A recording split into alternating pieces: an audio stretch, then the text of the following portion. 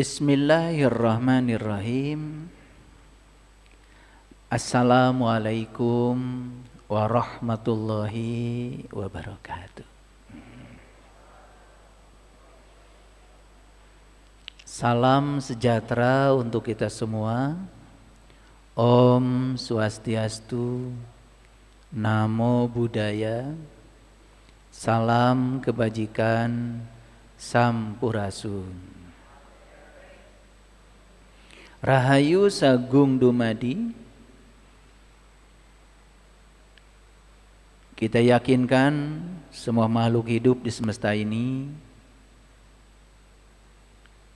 di setiap ruang dan waktu, di semua tingkatan, senantiasa berbahagia, dan yakinkan mereka semua bebas dari segala penderitaan. Yakinkan diri kita,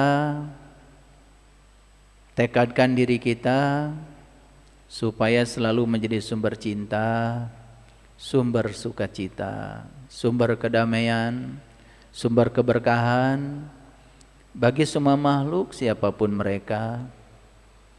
Yakinkan tidak boleh lagi ada makhluk yang terluka bertemu dengan kita.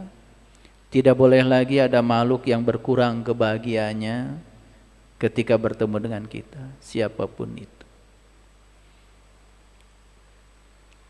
Segala puji hanya milik Allah. Dia mengambil tempat tinggal di dalam diri kita.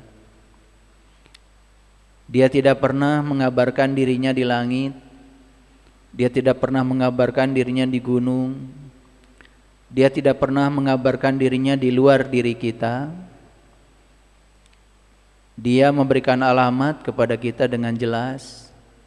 Aku selalu bersamamu dimanapun kamu berada. Aku lebih dekat kepadamu melampaui dekatnya urat nadi lehermu. Itu alamat yang Allah berikan kepada kita. Berarti rumah Allah yang sebenarnya tiada lain adalah tubuh kita sendiri. Sering-seringlah berkunjung ke dalam, meniti ke dalam diri, karena semua kebutuhan tentang hidup kita sudah disediakan di sana. Sumber kedamaian kita sudah disediakan di sana. Sumber keberkahan kita sudah disediakan di sana. Beruntung mereka yang sudah tahu kuncinya, sudah tahu caranya untuk bisa menemukan ruang suci dalam dirinya, ruang keheningan yang sejati sekaligus ruang keabadian. Karena mereka yang sudah bisa berkunjung ke ruang kesejatian, ruang keabadian, maka dia akan sudah menemukan keabadian itu sendiri. Oleh karena itu mari kita puji Allah bersama-sama membaca hamdalah. Alhamdulillahirabbil alamin. Mari kita rasakan kehadirannya. Dia adalah energi tunggal di semesta raya yang meliputi seluruh bentuk, seluruh makhluk, termasuk meliputi diri kita semua.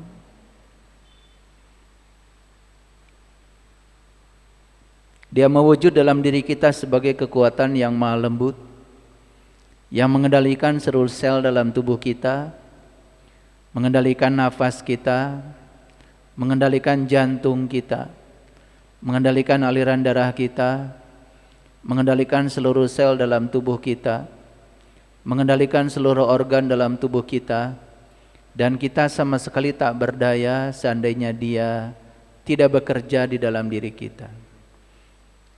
Dengan menyadari nafas kita yang dalam, dengan menyadari detak jantung kita, menyadari kekuatan Dia yang ada dalam diri kita, daya semesta yang mengalir dalam tubuh kita, maka kita tidak akan pernah merasakan ilusi keterpisahan dengan Dia. Mari kita mohon ridhonya, mohon berkahnya. Kiranya kajian kita hari ini membawa pencerahan baru, pengetahuan baru, kesadaran baru, sehingga hidup kita jauh lebih berkualitas dari yang sebelumnya. Kita sapa asmanya dengan kelembutan dan cinta seraya membaca basmalah. Bismillah.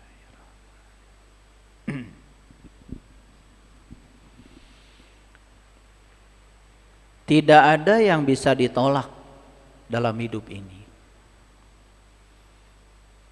Karena perjalanan hidup itu persis seperti perjalanan nafas kita.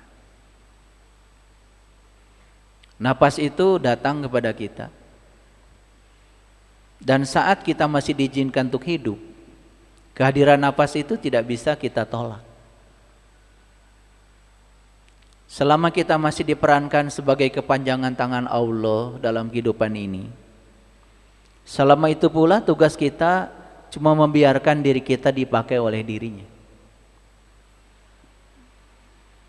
Ada nggak yang bisa menolak nafas? Nggak bisa. Tetapi kita juga tidak bisa memaksa nafas harus masuk kalau izinnya sudah tidak ada. Makanya setiap sholat kita diajarkan satu doa, entah disadari atau tidak. Doa itu bagi saya sangat luar biasa, menenangkan. Allahumma la mani'a lima a'toita, wala mu'tiya lima mana'ta, wala roda lima qadaita, wala yanfa'udal jadi minkal jaddu. Sering baca doa itu? Hafal nggak doa itu? Ya kalau nggak hafal pasti nggak pernah baca ya. Bagi saya doa itu adalah doa kesadaran. Saya dari kecil kalau diajarkan doa sama orang tua pasti saya nanya, ini esensi doanya apa? Maka saya tidak pernah melepaskan doa itu. Karena di balik doa itu ada kata-kata yang indah. Ya Allah, jika Engkau menghendaki, aku tidak bisa menolaknya. Dan jika Engkau tidak menghendaki, aku juga tidak bisa memaksanya. Wala yanfa'udal jadi minkal jaddu, tugasku adalah mengalir bersamamu. Mengalir itu berarti tidak memaksa. Makanya hidup itu mengalir, tersenyum, terima apa adanya. Persis seperti kita mengalirkan nafas. Sekali lagi saya mau nanya, sekarang Bapak Ibu sedang bernafas? Nafas. Nafas itu masuk dari ruang kosong, mengisi kekosongan, dan kembali ke ruang kosong, itu aja.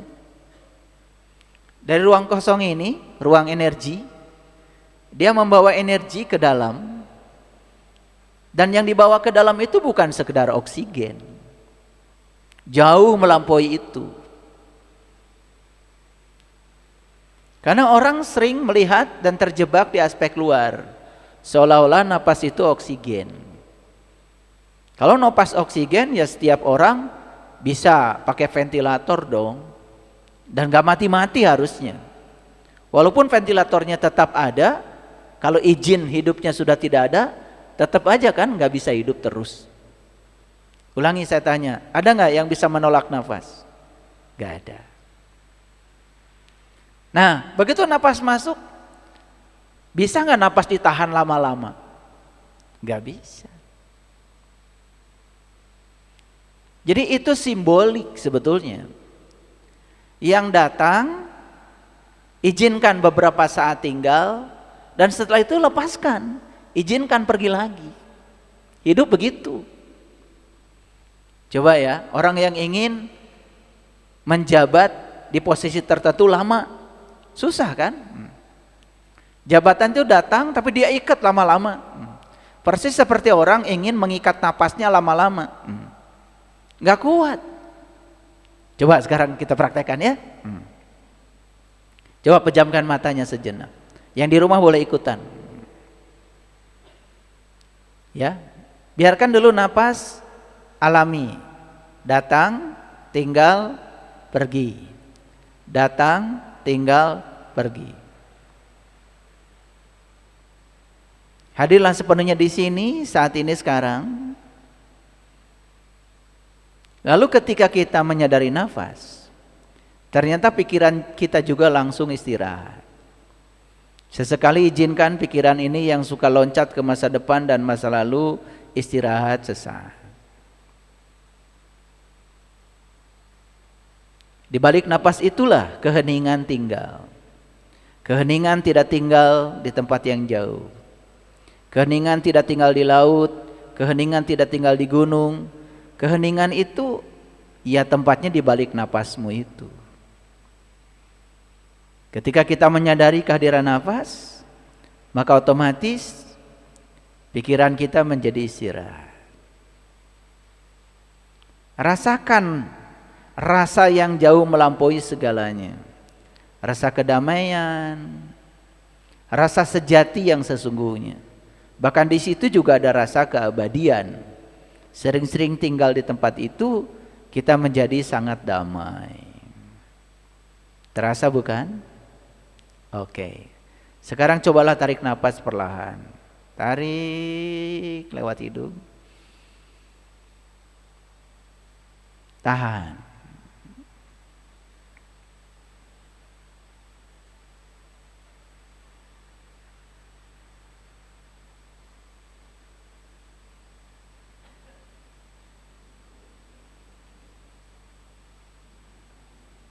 Udah gak kuat ya? Udah, lepaskan sedikit-sedikit. Oke, buka matanya, lihat saya semuanya. Tadi ada yang bisa nahan napas? Saya, udah mulai ada batuk-batuk tuh, indikator sama saya berarti udah harus dilepaskan. Kalau saya teruskan 5 menit, 10 menit nahan napas bisa nggak? Nggak bisa. Apa isyaratnya? Apapun yang datang, nikmati sejenak, setelah itu lepaskan. Itu aja. Bisa nggak belajar dari napas? Nah, berarti napas itu pertanda kita masih hidup. Nah, sepanjang kita masih hidup, apapun yang datang, izinkan. Jangan ditolak seperti napas masuk. Nah, ketika sudah masuk, nikmati aja ala kadarnya. Jangan melekat. Kan buktinya tadi tidak bisa napas panjang, udah mulai batuk-batuk. Betul apa tidak? Jadi semua yang datang nikmati, setelah itu izinkan pergi. Gitu nggak hidup Bapak Ibu selama ini? Ya? Yang belum datang dipaksa untuk datang, setelah datang diikat habis-habisan, betul nggak? Betul nggak? Dan takut kehilangan yang sudah datang, betul nggak? Ya. Dulu Bapak Ibu datang ke dunia sendiri atau berpasangan? Sudah ada suaminya kali? Belum. Tetapi kemudian datang kan? Datang. Ya. Akan pergi nggak? Iya. Kita hanya diizinkan untuk bersama beberapa saat saja. Dan pada akhirnya akan pergi kan? Itu. Ada nggak di sini yang sakit ketika ditinggalkan napas? Ada nggak? Napas masuk, senang ya. Napas tinggal, alhamdulillah. Napas pergi, disesali gitu? Kan enggak, nanti juga masuk lagi. Hidup ya seperti itu. Kalau ada yang pergi dari kita dalam hidup, ya sudah kata Allah, udah selesai. Nanti akan dihadirkan yang baru lagi. Hidup itu kan perubahan, ya toh? Jangan pengen yang lama terus. Sama, kita juga punya ilmu begitu. Dulu kita punya ilmu nggak berguna, ya udah nggak apa-apa. Tinggal beberapa saat setelah diuji, dialami, oh ternyata ilmu saya nggak ada gunanya ya. Udah izinkan pergi, biarkan datang ilmu baru. Bapak Ibu saya mau nanya, napas yang Bapak Ibu hirup hari ini sama nggak dengan napas yang dihirup kemarin? Tidak. Kalau begitu hari ini hidup kita baru nggak? Energi kita baru nggak? Baru. Berarti pengalaman hidupnya harus baru. Ini belajar agama dari dulu gitu aja. Tinggal di zona nyaman. Ada yang baru ditolak. Betul nggak? Padahal yang lama juga nggak ada gunanya. Betul apa tidak?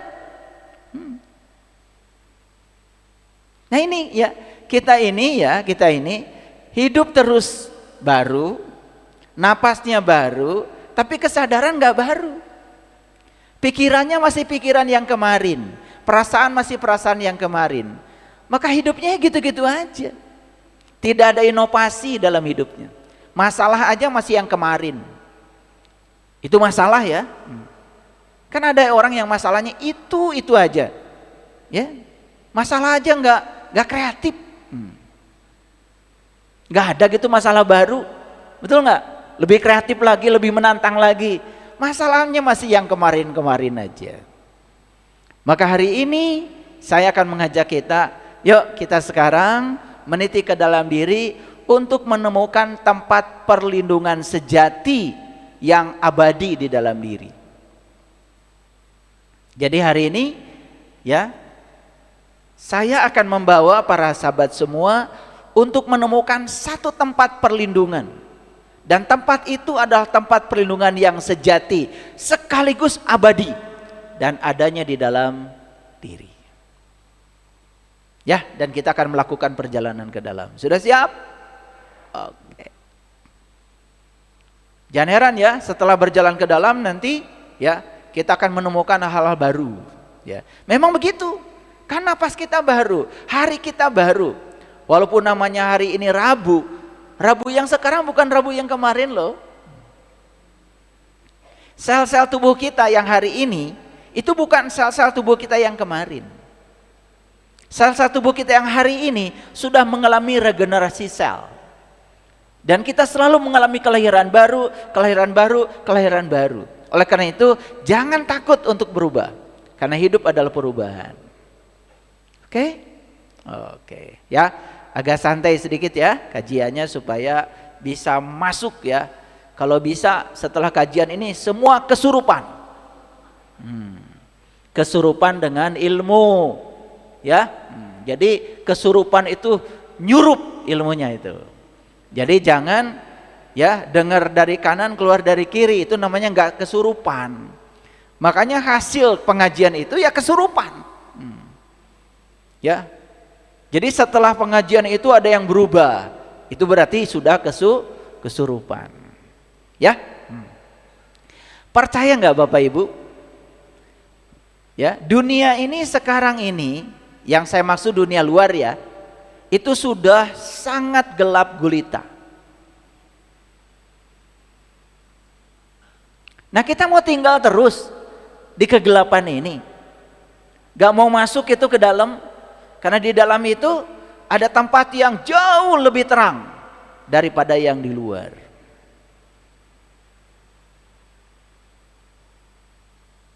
Kenapa saya gambarkan dunia ini sudah gelap gulita? Coba kita perhatikan. Fitnah semakin merajalela. Betul nggak? Bahkan orang memfitnah orang lain itu menganggap itu sebagai hal yang biasa. Fitnah itu kan sebetulnya kita menceritakan sesuatu pada orang lain yang kita sendiri tidak tahu. Bahkan kita menghakimi, menuduh seolah-olah orang lain seperti yang diberitakan, padahal kita juga tidak tahu. Itu sudah kategori fitnah loh. Yang ujungnya itu menghancurkan nama baik orang, reputasi orang gitu. Dan lucunya kita ini terkadang gampang sekali untuk mengikuti arus informasi walaupun di situ tidak ada kebenaran. Sudah banyak yang kayak gitu? Banyak atau banyak sekali? Sekarang ini setan itu tidak perlu bersusah payah menggoda manusia.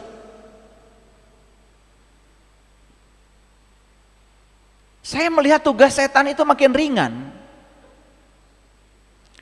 Karena manusia sendiri sudah mengambil alih tugas setan. Dulu masih ingat ya, zamannya para sunan, para wali, para rasul gitu.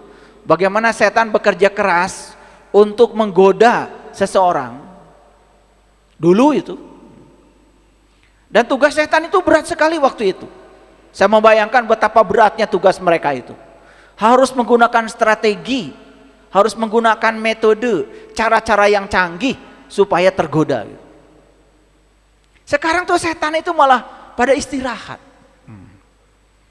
pada tidur di sofa, istirahat. Dan tugas mereka itu udah ringan. Kenapa? Ternyata setan ini pinter. Karena tugas-tugas berat mereka tuh sudah diambil alih oleh manusia. Bahkan manusia sudah menjadi, nah itu.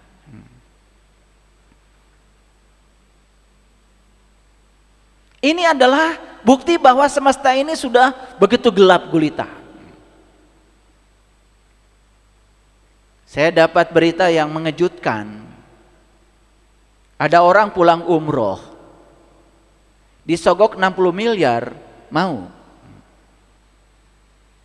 Dan mengorbankan kehormatannya. Saya masih ingat kata-kata Immanuel Kant. Pernah dengar gak Immanuel Kant? Gak pernah dengar? Ya, saya tahu bacaan kalian apa. Yang jelas Immanuel Kant itu bukan tukang gosip lah gitu.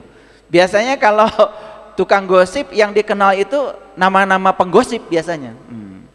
Immanuel Kant ini seorang filosof, seorang yang sudah mencapai kesadaran dan kebijaksanaan. Ada kata-kata beliau yang masuk gitu sampai saya kesurupan dengan kata-katanya. Kata-katanya indah sekali. Beliau mengatakan begini, kehormatan seseorang terletak pada kemampuan orang itu untuk menuruti prinsip moralnya sendiri.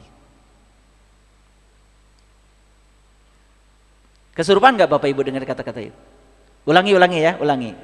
Kehormatan seseorang itu terletak pada kemampuan orang itu untuk menuruti prinsip moralnya sendiri.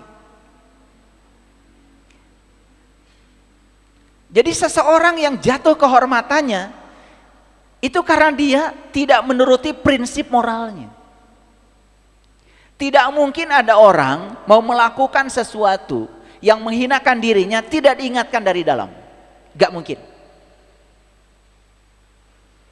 Gak mungkin. Gak mungkin ada orang mau korupsi tidak diingatkan dari dalam. Sudah ada yang mengingatkan sebetulnya. Kamu jangan korupsi, sudah. Cuman dia tidak menuruti prinsip moralnya sendiri. Nah, prinsip moral itu adalah nilai-nilai agung, nilai-nilai luhur yang ada dalam diri setiap orang. Dan itu adalah Tuhan, kekuatan positif yang berbicara, yang kemudian dalam bahasa Immanuel Kant disebut prinsip moral. Bahasa lainnya adalah hati nurani, bahasa lainnya adalah kebenaran, bahasa lainnya adalah sidik, amanah, fatonah, balago, itu bahasa lainnya. Karena dalam diri kita itu ada Rasul yang hidup, ada Rasul yang membimbing. Dan kalau kita menuruti Rasul yang hidup dalam diri kita, itu prinsip moralnya dituruti, kita tidak akan jatuh kehormatannya. Jadi kehormatan seseorang itu terletak pada kemampuan dia untuk menuruti prinsip moralnya. Semua orang yang jatuh kehormatannya karena dia tidak mau menuruti prinsip moral yang ada dalam dirinya. Saya bingung ya, kalau orang habis dari masjid kemudian mencaci maki orang lain. Saya bingung itu terus terang. Saya bingung sebulan penuh ya, sudah menahan diri, tidak makan tidak minum, katanya sudah puasa, begitu hari raya berantem itu. Saya bingung itu. Sama bingungnya ketika ada ya seseorang yang baru pulang umroh disogok 60 miliar, mau aja dan jatuh kehormatannya. Saya mau nanya sama Bapak Ibu, saya yakin semua yang ada di tempat ini pernah mengalami kejatuhan kehormatan. Saya yakin itu. Gak mau saya tanya satu-satu, dari ujung sana sampai ujung sini saya tahu. Gara-gara apa itu? Gara-gara kita tidak mau menuruti prinsip moral yang ada dalam diri kita sendiri. Padahal itu hidup. Itu sangat keras suaranya mengingatkan kita. Cuman kita tidak mau menurutinya. Jadi mau gak Bapak Ibu hidupnya terhormat? Gimana caranya? Ya turuti prinsip moral yang ada dalam diri kita. Itu aja cukup. Tidak usah baca itu, baca ini, gak usah. Nggak usah belajar itu, belajar ini, nggak usah. Nggak usah nyantri di sana, nyantri di sini puluhan tahun, nggak usah. Nyantri yang sebenarnya itu adalah mendengar suara kebenaran dalam diri. Dan nyantri yang sebenarnya itu adalah setiap saat, setiap ruang dan waktu. Itu nyantri yang sebenarnya. Nyantri itu kan belajar bahasa asing, bukan belajar bahasa Arab. Bukan. Nyantri itu belajar kesadaran, dan kesadaran itu ada di sini, di keheningan batin kita yang terdalam, di puncak kesadaran, di Sidratil Muntaha, di tempat di mana kita bisa bertemu dengan Tuhan. Walaqad ra'ahu nazlatan ukhra inda Sidratil Muntaha indaha jannatul ma'wa id yaghsha sidrata ma yaghsha. Di tempat itulah para nabi, para rasul, para sunan, para wali, para guru-guru suci bertemu dengan jati dirinya. Di tempat itu mereka pulang pada jati dirinya. Di tempat itu mereka kembali pada fitrah awalnya. Kembali ke situ. Pulang ke situ. Kita akan mendengarkan suara itu jelas. Dan kalau kita mendengarkan suara itu jelas, dan kita turuti suara itu, selamat hidup kita.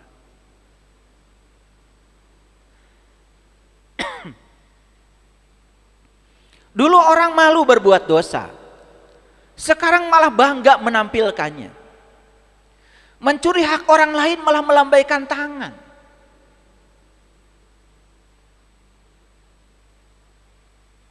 Di negara-negara yang beradab, baru dituduh, dicurigai mengambil hak orang, itu sudah tidak bisa lagi keluar dari rumah dan bunuh diri demi kehormatan, melambaikan tangan.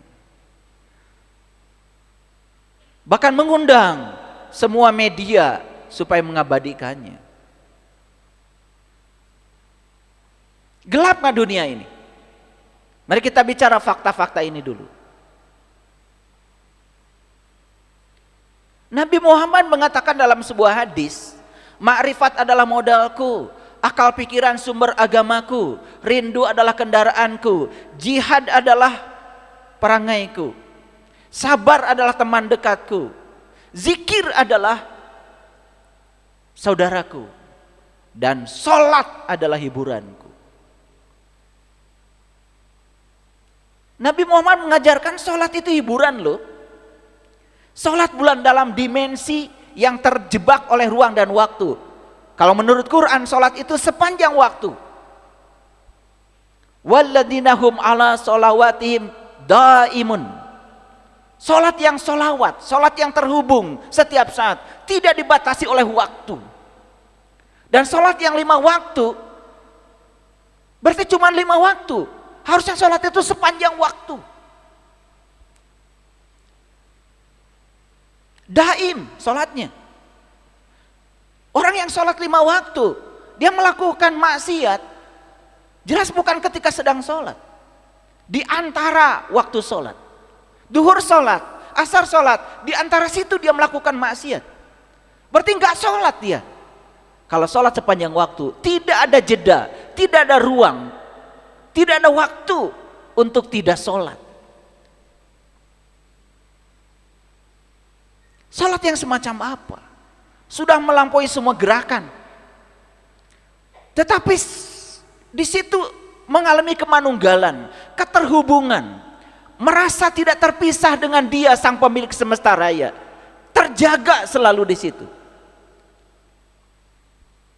Itu harusnya sholat yang dilakukan.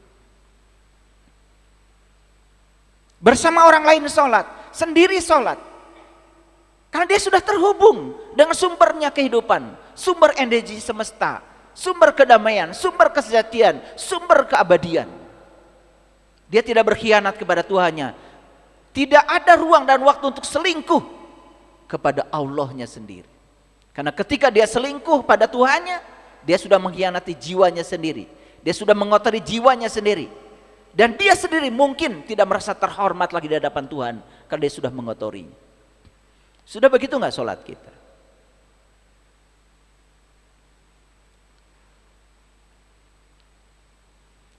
Jadi hiburannya orang-orang yang sadar adalah menyatu, bermanunggal. dengan sumber yang maha menghibur, sumbernya sukacita, sumbernya cinta, sumber keberkahan, sumber kedamaian. Sekarang manusia mencari hiburan malah melakukan dosa. Media, semua platform begitu luar biasa menyebarkan informasi. Terkadang informasi yang penuh dengan fitnah, yang menimbulkan kerusakan mental. Dan sekarang anak-anak kita mengalami brain rot, mengalami kedangkalan pikiran. Tiap hari mereka nonton games, tiap hari nonton sesuatu yang dangkal, udah nggak pakai mikir lagi. Dan semua yang dangkal yang datang ke otaknya itu dianggap sebagai informasi dan kebenaran. Bahaya nggak Bapak Ibu? Tetapi kita tidak peduli dengan semua itu. Membiarkan semua program-program buah holdi itu masuk ya di alam sadar, di alam bawah sadarnya anak cucu kita. Tidak terasa kita sudah membuat kerusakan kepada program dan otaknya mereka. Ini kegelapan. Generasi muda dibiarkan hidup tanpa arah. Ukuran di dunia pendidikan bukan kesadaran dan kebijaksanaan. Berapa cepat dia lulus? Berapa tinggi dia punya IPK? Berapa tinggi dia punya nilai? Semua angka-angka. Sekalipun dia tidak punya kompetensi, gak bisa apa-apa. Padahal hidup tidak bisa dengan angka, dengan nilai, dengan predikat, cum laude atau tidak cum laude. Gak bisa hidup dengan itu. Hidup dengan kompetensi, hidup dengan keahlian. Ini kegelapan. Bisa merasakan Bapak Ibu semuanya? Oke. Saya rinci data-data ini supaya kita nanti bisa sadar. Kita harus segera melakukan perjalanan. Perjalanan dari ruang gelap ini menuju kepada tempat perlindungan yang sejati. Banyak gak sekarang manusia berubah menjadi serigala? Menjadi serigala kepada sesama dan makhluk yang lain. Pembunuhan setiap hari terjadi di mana-mana. Manusia menjadi serigala. Bahkan sesama manusia dimakannya, dibunuhnya. Belum lagi melakukan tindakan-tindakan menyakitkan pada makhluk yang lain. Bahkan atas nama Tuhan, atas nama agama, bahkan dilakukan katanya di ruang suci.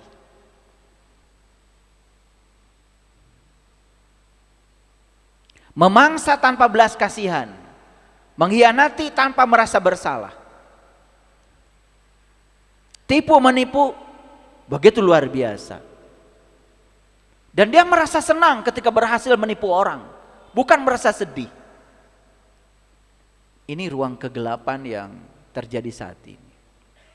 Maksiat bukan hal yang ditutupi, tetapi dirayakan dengan penuh kegembiraan. Bahkan banyak orang yang senang menceritakan keburukan orang lain dan merasakan seolah-olah menceritakan keburukannya, aibnya, itu adalah sebuah kebahagiaan. Bukan menutupi keburukan orang, bukan menyembunyikannya, malah menyiarkannya kepada orang lain, mempublikasinya pada orang lain. Ini apa ini hidup kita ini? Saya pernah belajar Thorikoh. Di Thorikoh itu pelajarannya sederhana. Menutupi aib orang, itu aja.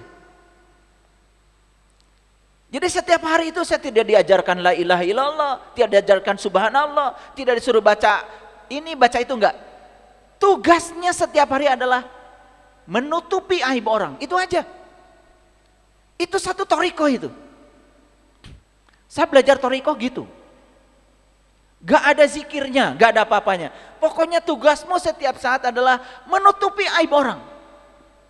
Ini sudah baca la ilaha illallah, subhanallah, Allahu akbar, masya Allah, subhanallah. Begitu ada berita tentang aib orang, malah dia membuat konten untuk menyebarkannya. Gelap gak ini Bapak Ibu? Gelap gak ini Bapak Ibu? Saya buka dulu ya ininya, fakta-faktanya. Ini fakta, bukan katanya. Karena kalau saya nanti berbicara, kenapa kita harus pindah dari kegelapan ini? Kalau saya tidak menceritakan kegelapannya, mungkin Bapak Ibu nggak percaya. Sudah sampai di titik ini saat ini.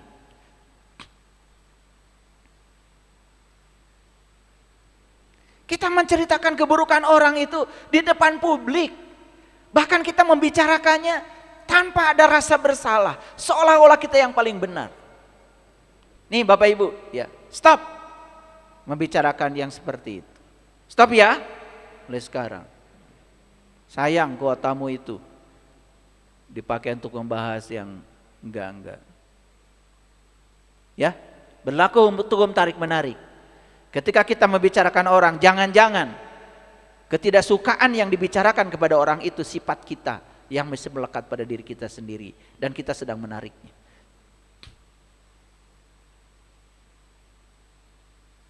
Yang mengajarkan kebenaran dicap sesat. Yang mengajarkan kesesatan dianggap benar, bahkan dijadikan panutan. Yang mengajarkan yang nyata dianggap hayalan, yang mengajarkan yang hayal dianggap nyata. Ini kegelapan. Sudah merambah ke semua aspek kehidupan.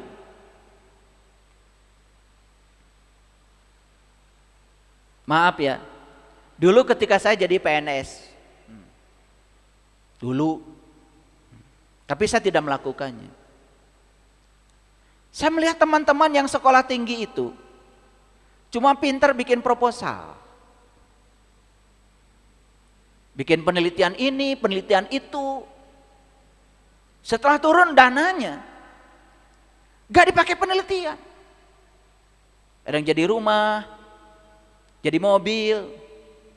Makanya saya mungkin salah satu orang yang tidak pernah menyampaikan selamat pada orang yang dapat proposal penelitian. Karena saya tahu. Jadi saya nggak pernah mengucapkan selamat. Bukan saya tidak senang.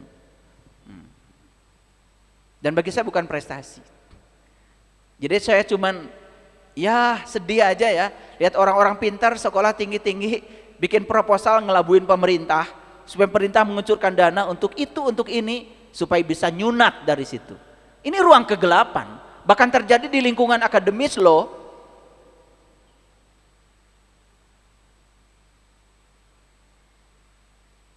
Maaf ya kalau di sini ada yang pernah begitu. Ya kecil-kecilan lah ya. Ada proposal kegiatan maulid, proposal kegiatan Isra Mi'raj di tingkat kecil itu. Dananya kan ada gitu. Supaya dapat sumbangan. Gak pernah itu ya. Dibuka ke publik, dapat dananya berapa, dipakai apa saja kan gitu. Ya, udah selesai aja. Ini kan masalah responsibility, transparansi, akuntabilitas yang sudah hilang. Demi uang, sebagian orang ada yang rela menukar keimanan demi untuk kesenangan duniawi.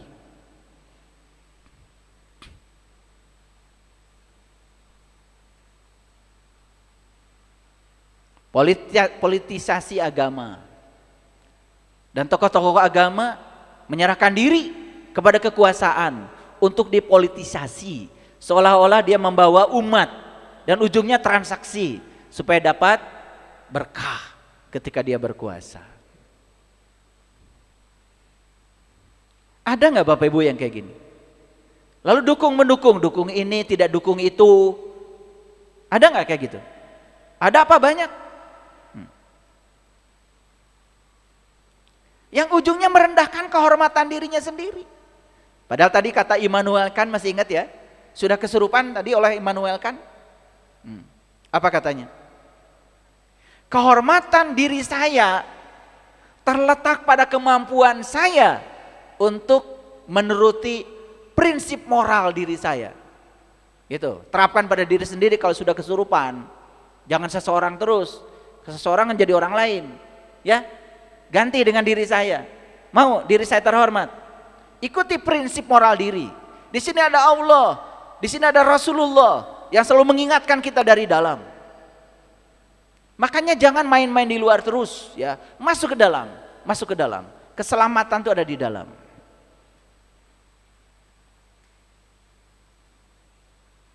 Bahkan dunia sekarang sudah menjadi pasar gelap. Dan segalanya bisa diperjualbelikan. Harga diri bisa dijual, kejujuran bisa dijual, bahkan akidah itu bisa dijual. Tahu nggak akidah Bapak Ibu? Tahu nggak akidah? Kalau nggak saya kasih tahu. Kan suka banyak ngomong akidah, akidah, akidah, yang ngerti enggak? Di Quran surat Al-Maidah ayat pertama, ya ayyuhallazina amanu aufu bil uqud. Jadi akidah, uqud itu artinya adalah janji. Akidah itu komitmen. Jadi akidah itu pada dasarnya adalah komitmen kita terhadap siapa? Terhadap diri sejati kita. Komitmen kita dengan Allah, komitmen kita dengan Rasulullah, itu akidah. Jadi akidah itu adalah janji kita dengan diri sejati kita. Itu akidah, aqaid. Maka di Quran, hai orang-orang yang beriman, penuhi janji-janjimu. Saya mau nanya Bapak Ibu, apakah Bapak Ibu punya janji dengan diri Bapak Ibu? Punya janji dengan Allah? Punya janji dengan Rasulullah? Allah dan Rasulnya hidup loh di sini. Jadi orang yang berakidah itu cirinya dia berkomitmen dengan prinsip moral dalam dirinya. Makanya untuk tahu akidahnya sejauh mana, lihat moralitasnya. Itu aja. Gak usah ditanya hafal Asmaul Husna atau tidak, gak usah ditanya hafal sifat 20 apa tidak, gak usah ditanya teori-teori begitu. Lihat saja komitmen dirinya terhadap kebenaran. Itu akidah. Bahkan komitmen diri itu dijual. Maaf Bapak Ibu, ketika seseorang menjabat, mau jabatan RT, RW, lurah, camat, bahkan mau jadi PNS, ada nggak akidahnya di situ? Ada nggak janji setianya? Ada kan? Coba pejabat aja kan, demi Allah aku bersumpah. Akidah bukan itu? Itu akidah. Itu janji dia. Demi Allah jadi lalap. Maka di Quran Allah mengatakan, janganlah kamu sekali-kali menjadikan aku sebagai sumpah sasaran palsumu. Allah aja dijadikan sasaran sumpah palsu. Bayangkan. Makanya tugas setan kata saya semakin ringan. Karena tugas setan sudah diambil alih semuanya oleh manusia. Setan tuh sekarang pada istirahat. Bahkan tidak usah pakai strategi canggih-canggih untuk menggoda manusia. Gak usah. Dia udah jadi.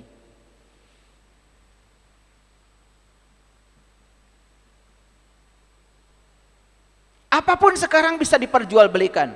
Jabatan bisa diperjualbelikan. Bahkan di ruang suci yang bernama pendidikan, itu pun bisa diperjualbelikan. Sogok menyogok. Ingin anak diterima di sekolah yang favorit, udah biasa. Bahkan di tempat yang oleh masyarakat dianggap tempat yang terang, di situ pun gelap gulita. Terasa? Ini masih fakta. Sekarang kalau orang jujur dianggap bodoh. Orang yang curang dipuja. Betul nggak? Dulu waktu saya masih jadi PNS, ketika jujur disebut bodoh. Yang curang naik jabatan. Bahkan dipuji itu dengan kecurangannya. Apalagi kalau bisa ya hasil kecurangannya dibagikan sama orang-orang yang curang. Jadi benar ya kata leluhur saya di Garut. Nu cager tengan saeutik. Ngan ari nu cager mah sok remen disebut teu cager. Kuno leuwih teu cager. Ini banyak yang protes sama saya kalau nggak diterjemahkan. Yang waras itu sedikit. Tapi yang waras sering disebut gak waras oleh yang lebih gak waras lagi. Gitu maksudnya terjemahnya, bahasa Inggrisnya gitu. Paham ya? Kira-kira fakta-fakta yang saya kemukakan tadi, Bapak Ibu setuju nggak? Nyata nggak? Saya sedang menghayal? Tidak. Saya ilmuwan. Saya memotret kehidupan. Dan saya tidak mungkin bicara fakta selama 2 jam, nah habis waktu. Ya. Nah cukup itu aja sebagai ilustrasi. Betapa gelapnya di luar diri kita. Itulah pentingnya kita menemukan tempat perlindungan yang sejati di dalam diri. Karena di luar tidak ada tempat perlindungan yang sejati lagi. Setuju? Oke. Baik, sekarang kita mulai masuk ke dalam. Ini saya akan bacakan Quran surat Al-Kahfi. Yang pertama saya akan buka rahasianya di Quran Al-Kahfi ayat yang ke-7, surat ke-18. Bapak Ibu sebelum lanjut saya jelaskan. Al-Kahfi itu gua. Ya. Awas ya. Otak kita kan biasanya suka begitu. Begitu dengar kata gua, yang terpikir itu adalah gua Pawon, gua Jepang, gua Belanda. Langsung yang terpikir adalah tempat di bumi ini yang bolong masuk ke dalam gitu. Itu. Ngapain Quran cerita itu? Quran ini wahyu Allah, firman Allah. Gak mungkin Allah yang maha tak terbatas, yang maha tinggi ilmunya cerita yang ecek-ecek semacam itu. Makanya saya sangat kagum ya. Ini saya sedang mencari ya sejarah etimologi. Itu orang Jakarta bilang dirinya gua, itu dari mana itu asalnya? Karena menurut saya itu cerdas. Kan orang Jakarta bilang saya itu gua. Yang diplesetkan jadi gue. Karena itu benar. Setelah saya dalami Quran surat Al-Kahfi, ternyata isinya itu adalah cerita tentang diri kita. Cerita tentang rahasia tentang diri kita. Makanya gua itu adalah saya. Gua itu adalah aku. Dengan segala rahasianya. Mulai dari yang fisik sampai ke tubuh yang paling dalam, namanya tubuh spiritual. Karena diri kita ini memiliki 5 tubuh. Yang luar namanya tubuh fisik. Masuk ke dalam sedikit namanya tubuh energi. Masuk lebih dalam lagi namanya tubuh mental. Masuk lebih dalam lagi namanya tubuh intuisi. Yang lebih halus lagi dari tubuh kita namanya tubuh spiritual. Pernah melakukan perjalanan ke 5 tubuh itu? Pernah? Kemana aja jalan-jalannya? Makanya itu kita menjadi terasing dengan tubuh kita sendiri. Kita mencari sesuatu semua keluar, nggak ke dalam. Akibatnya apa? Kalau ada sesuatu yang salah, biasanya kita salahkan yang di luar, bukan yang di dalam. Kita menjadi tidak jujur pada diri kita sendiri. Karena kita tidak pernah berfokus pada gue. Jadi Al-Kahfi ini bukan cerita gua fisik, tapi cerita tentang kedalaman diri. Jauh melampaui yang realitas. Jauh melampaui pikiran manusia yang dangkal. Masuk ke dalam. Dan saya bisa buktikan tuh. Dari ayat 1 sampai ayat 110 semua mutasabihat. Semua cerita tentang perjalanan meniti ke dalam diri yang sangat dahsyat. Beruntung kalau mereka yang sudah bisa mengalami pengalaman ini. Rugi mereka yang belum mengalami pengalamannya. Dan mereka yang tidak mau meniti ke dalam, terlalu banyak keluar, hanya akan disibukkan oleh kebisingan pikiran yang akan membuat dia menjadi diri palsu selamanya. Lalu dia tidak menemukan kesadaran yang sebenarnya. Hidup tanpa kesadaran. Itulah yang terjadi. Banyak orang yang melakukan ritual ibadah, habis itu malah melakukan tindakan-tindakan yang melanggar prinsip moralnya sendiri. Mari kita buka rahasianya. A'udzubillahi minasyaitonirrajim. Bismillahirrahmanirrahim. Inna ja'alna ma'alal ardi zinatan. Sesungguhnya kami telah menjadikan apa yang di bumi sebagai perhiasan baginya. Zinatan itu perhiasan. Zinatallaha, perhiasan baginya. Linab luahum ayyuhum ahsanu amala. Agar kami menguji mereka, siapa di antara mereka yang baik perbuatannya. Bapak Ibu lihat sekali lagi. Ada alam makrokosmos, ada alam mikrokosmos. Ada alam besar, itu alam semesta. Ada alam kecil yang bernama tubuh ini. Dan semua orang-orang bijak sudah sepakat bahwa tubuh ini adalah mikrokosmos dari alam makrokosmos. Tubuh ini adalah miniatur dari alam raya yang besar. Makanya siapa yang bisa menemukan rahasia yang miniatur ini, dia akan mengerti rahasia alam semesta yang maha besar. Makanya Nabi Muhammad mengatakan, siapa yang kenal dirinya, maka dia akan kenal Tuhannya. Siapa yang kenal dirinya, dia akan kenal Tuhannya. Kalau dia sadar bahwa tubuh ini adalah miniatur dari alam makro, maka dia akan menemukan rahasia di sini untuk mengungkap rahasia semesta yang tanpa batas. Di bumi kita yang sangat besar ini, bumi makro, ada perhiasan? Ada. Perhiasan itu sesuatu yang indah. Ya, semuanya perhiasan. Pertanyaan yang sederhana, apakah di bumi kecil ini ada perhiasan? Ada. Perhiasan yang ada di bumi kita ini diletakkan yang paling dasar itu di 4 tempat. Yang pertama, perhiasan adanya di sini, menjadi penglihatan. Yang kedua, perhiasan diletakkan di sini, menjadi pendengaran. Yang ketiga, perhiasan diletakkan di sini, menjadi sumber kehidupan yang bernama nafas. Dan yang keempat, perhiasan diletakkan di sini, ini menjadi kemampuan untuk berkomunikasi. Bapak Ibu perhatikan saya. Kalau ada lukisan yang indah, harganya 1 miliar. Saya mau nanya, itu indah itu adanya di mana? Apakah di lukisan atau di mata? Di mata. Ingat ya. Karena tidak mungkin orang yang tidak punya mata tiba-tiba beli lukisan 1 miliar. Setuju dengan saya? Setuju ya? Setuju kan? Iya. Dia berani membeli lukisan 1 miliar karena dia bisa menikmatinya. Dengan apa? Dengan mata. Dan kalau dia tidak punya mata, lukisan ini nggak punya arti apa-apa. Jadi indah itu bukan di lukisan loh, indah itu di mata. Kalau lukisan 1 miliar, kira-kira mata kita berapa miliar? Ada yang berani nggak menukar matanya dengan lukisan 1 miliar? Nggak ada. Berarti penglihatan kita ini tidak bisa dihitung dengan indah nggak kita punya penglihatan? Indah nggak kita punya pendengaran?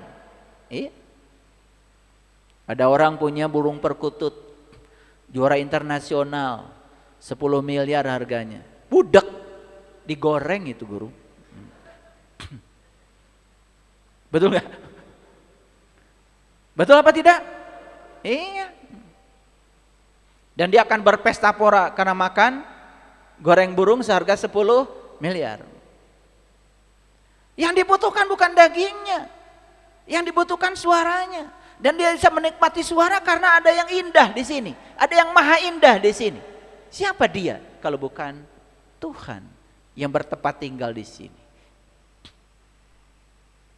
Ingat ya, kita bisa mendengar suara merdu bukan karena punya telinga. Orang mati juga punya telinga, tidak mendengar lagi suara yang merdu. Dan kita bisa mendengar suara yang merdu karena masih bernafas. Berarti masih ada sang hidup pada diri kita, masih diberi izin untuk menjadi kepanjangan tangannya dalam hidup kita. Itulah perhiasan. Saya mau nanya Bapak Ibu, ladang yang luas, indah enggak? Indah. Mobil mewah, indah enggak itu? Indah. Emas, berlian, indah enggak itu? Indah. Tapi kalau berhenti bernafas, masih indah? Bahkan pindah tangan dalam sekejap. Bisa nggak Bapak Ibu melihat napas itu sebagai perhiasan? Itu karena kita terlalu sibuk keluar.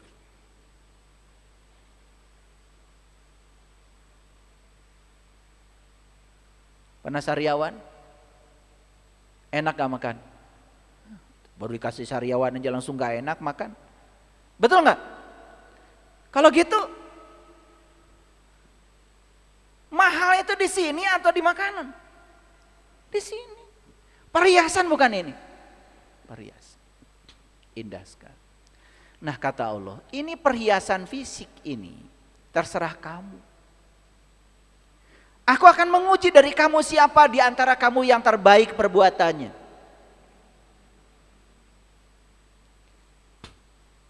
Itu ayat ini. Kemudian ayat selanjutnya, wa inna laja'iluna ma'alaiha sya'idan juruza. Dan sesungguhnya kami benar-benar akan menjadikan apa yang di atasnya menjadi rata lagi tandus. Kebayang nggak? Rata tandus. Artinya kan tidak ada kehidupan. Semua perhiasan-perhiasan yang bersifat fisik suatu saat akan rata dan tandus. Tidak memiliki makna apa-apa lagi. Makanya mereka yang terikat pada perhiasan-perhiasan fisik, mempercantik diri terus di luar, segala dipakai, gak lama. Malah takut tua, tambah cepat tuanya. Takut sakit. Ketakutan itu menjadi magnet yang bisa menarik segala hal yang menakutkan. Takut kehilangan apalagi. Pelitnya uzubillah. Iya. Emasnya banyak di tubuhnya. Semua uang yang diberikan Allah habis buat dari leher ke bawah. Dari leher ke atas tidak pernah ada. Kosong melompong ini. Tidak mau menginvestasikan uang untuk masa kejayaannya. Makanya lihat ya, menurut riset, orang yang rezekinya 75% buat ngurusi dari leher ke bawah, masa depannya suram.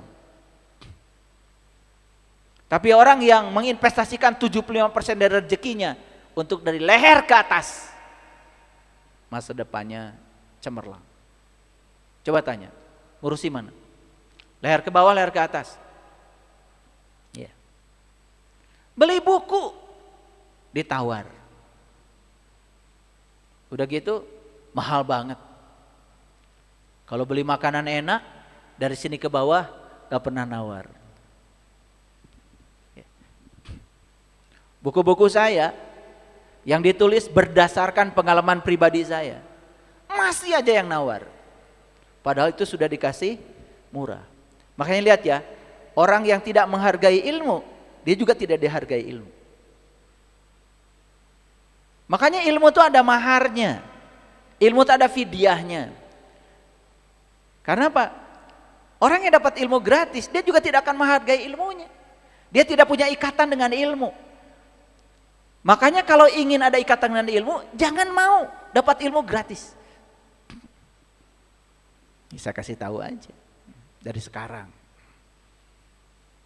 Dan orang yang bermental gratis itu mental miskin.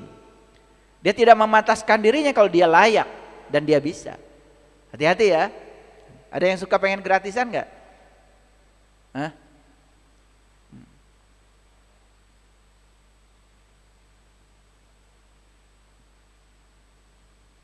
Jadi gratis itu mental miskin loh.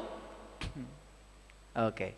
Jadi apa perhiasan yang dibicarakan di Al-Kahfi ayat 7 dan 8? Mari kita urai lebih dalam. Perhiasan itu apa? Perhiasan adalah benda hias yang dikenakan untuk mempercantik diri. Perhiasan dapat terbuat dari berbagai bahan. Bisa emas, bisa perak, berlian, permata, kaca, plastik, itu semuanya fisik. Ada yang pakai cincin nggak sekarang? Coba acungkan tangannya ke atas. Nggak apa-apa, nggak apa-apa. Emas itu atau palsu? Oh emas ya, emas ya. Berapa harga emas sekarang? Berapa? 1.800.000? Oke. Mahal apa murah? Alhamdulillah kebeli gitu. Jangan bilang mahal. Kalau mahal ntar nggak kebeli. Coba perhatikan itu. Cincin itu ada bolongnya nggak itu? Yang dipakai emasnya apa bolongnya?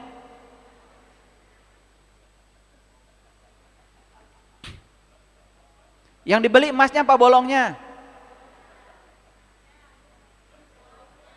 Ulangi. Yang dipakai emasnya apa bolongnya? Bolongnya. Yang mahal bolongnya apa emasnya? Sudah mahal nggak kepake lah gitu. Kan yang kalian pakai bolongnya. Bener nggak? Nggak mikir kalian itu selama ini. Itu baju yang kalian pakai mahal apa tidak? Dibeli apa tidak? Pakai duit apa tidak?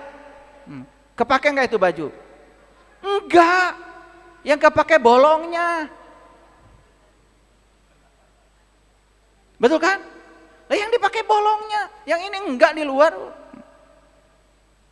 Kita lupa bahwa ada yang berguna, ada yang berharga. Yang berguna itu bolongnya loh, yang berharga luarnya. Bapak Ibu beli cangkir, jujur ya, yang kepake bolongnya kan? Lah iya. Pernah nggak beli bolong? Bolong tuh sudah tersedia di sini tanpa batas, bahkan tidak ada harganya. Luar biasa. Bolong itu kosong, dan kosong ini nggak kosong. Ya Allah, yang gitu aja baru sadar.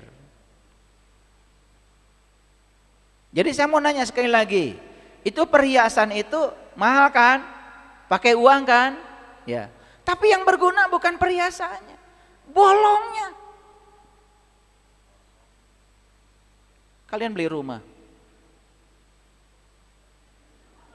kan yang gak pakai bolongnya, betul nggak? Ya Allah, nggak ada yang nempel di dinding. Baru sadar ya. Oke. Nah, jadi perhiasan itu segala sesuatu yang bersifat hias, yang gunanya mempercantik diri. Nah sekarang pertanyaan saya, Bapak Ibu mempercantik diri di luar fisik atau mempercantik di dalam? Pilih. Ya luar dalam. Ya. Pakai baju yang rapi. Kumis cukur. Rambut panjang cukur. Harus rapi. Jangan menunjukkan, saya ini lagi susah. Menunjukkan sama orang lebih dikasihani. Bajunya compang-camping, gak mandi-mandi. Ya. Nih kalau mau ngaji ke sini yang rapi. Nanti kayaknya bagus ya kalau ada Kang Ahmad hadiah buku dari saya yang paling rapi. Paling rapi jenggotnya gitu kan. Karena agama itu ya rapi gitu loh. Agama itu perlente, sehat, rapi, ya, energetik, kuat, gitu. Mobilnya bagus, iya. Duitnya banyak, gitu kan. Allahnya maha kaya. Gimana sih kalian itu? Allahnya maha kaya minta sumbangan terus.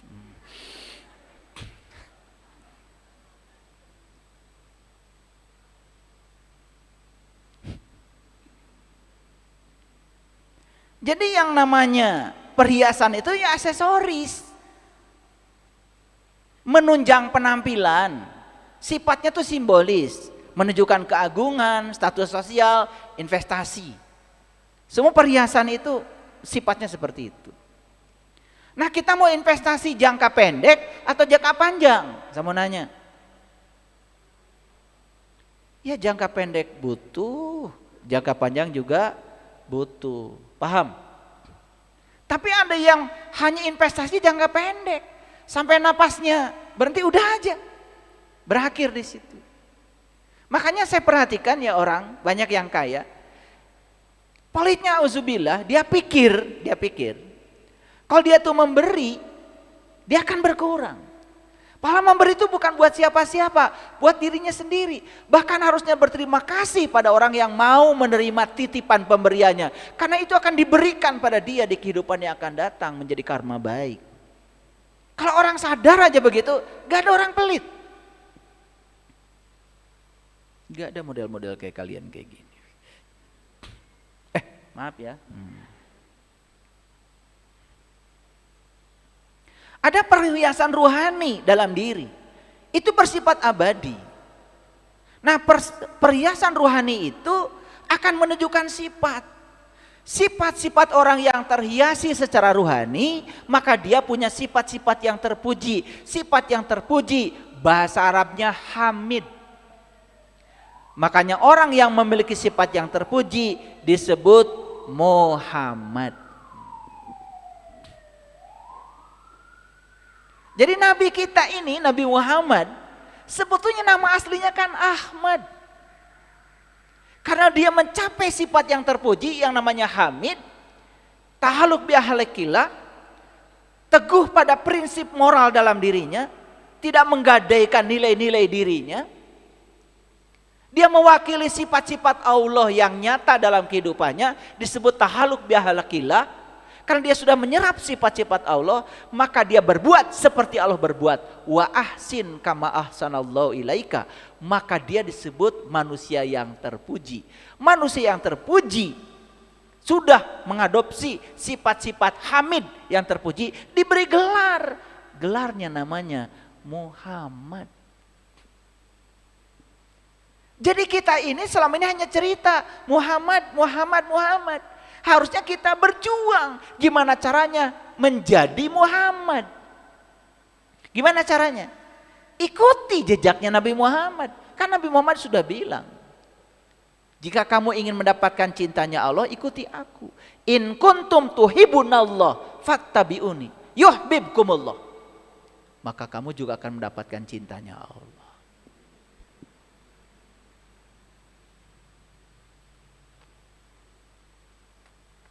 Ulangi, mau perhiasan fisik atau perhiasan dalam rohani? Nih saya kasih tahu, kalian bersolek kayak apa ya? Ya, dimerah-merahin kayak apa? Kayak habis ditinjuin.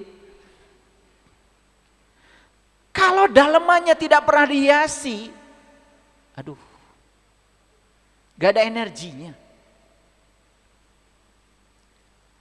Makanya orang yang sudah terang di dalam hanya hadir saja dalam kegelapan, tidak usah melawan kegelapan, kehadirannya saja sudah menjadi berkah di mana kegelapan akan lenyap sesaat. Oke, jujur ya. Kalian datang ke tempat arisan, banyak gak yang nyambut? Banyak apa tidak? Banyak gak yang meluk itu? Ibu luar biasa, ditunggu-tunggu dari tadi, alhamdulillah bisa hadir lagi. Gitu apa tidak? Aduh ibu lagi. Dia lagi.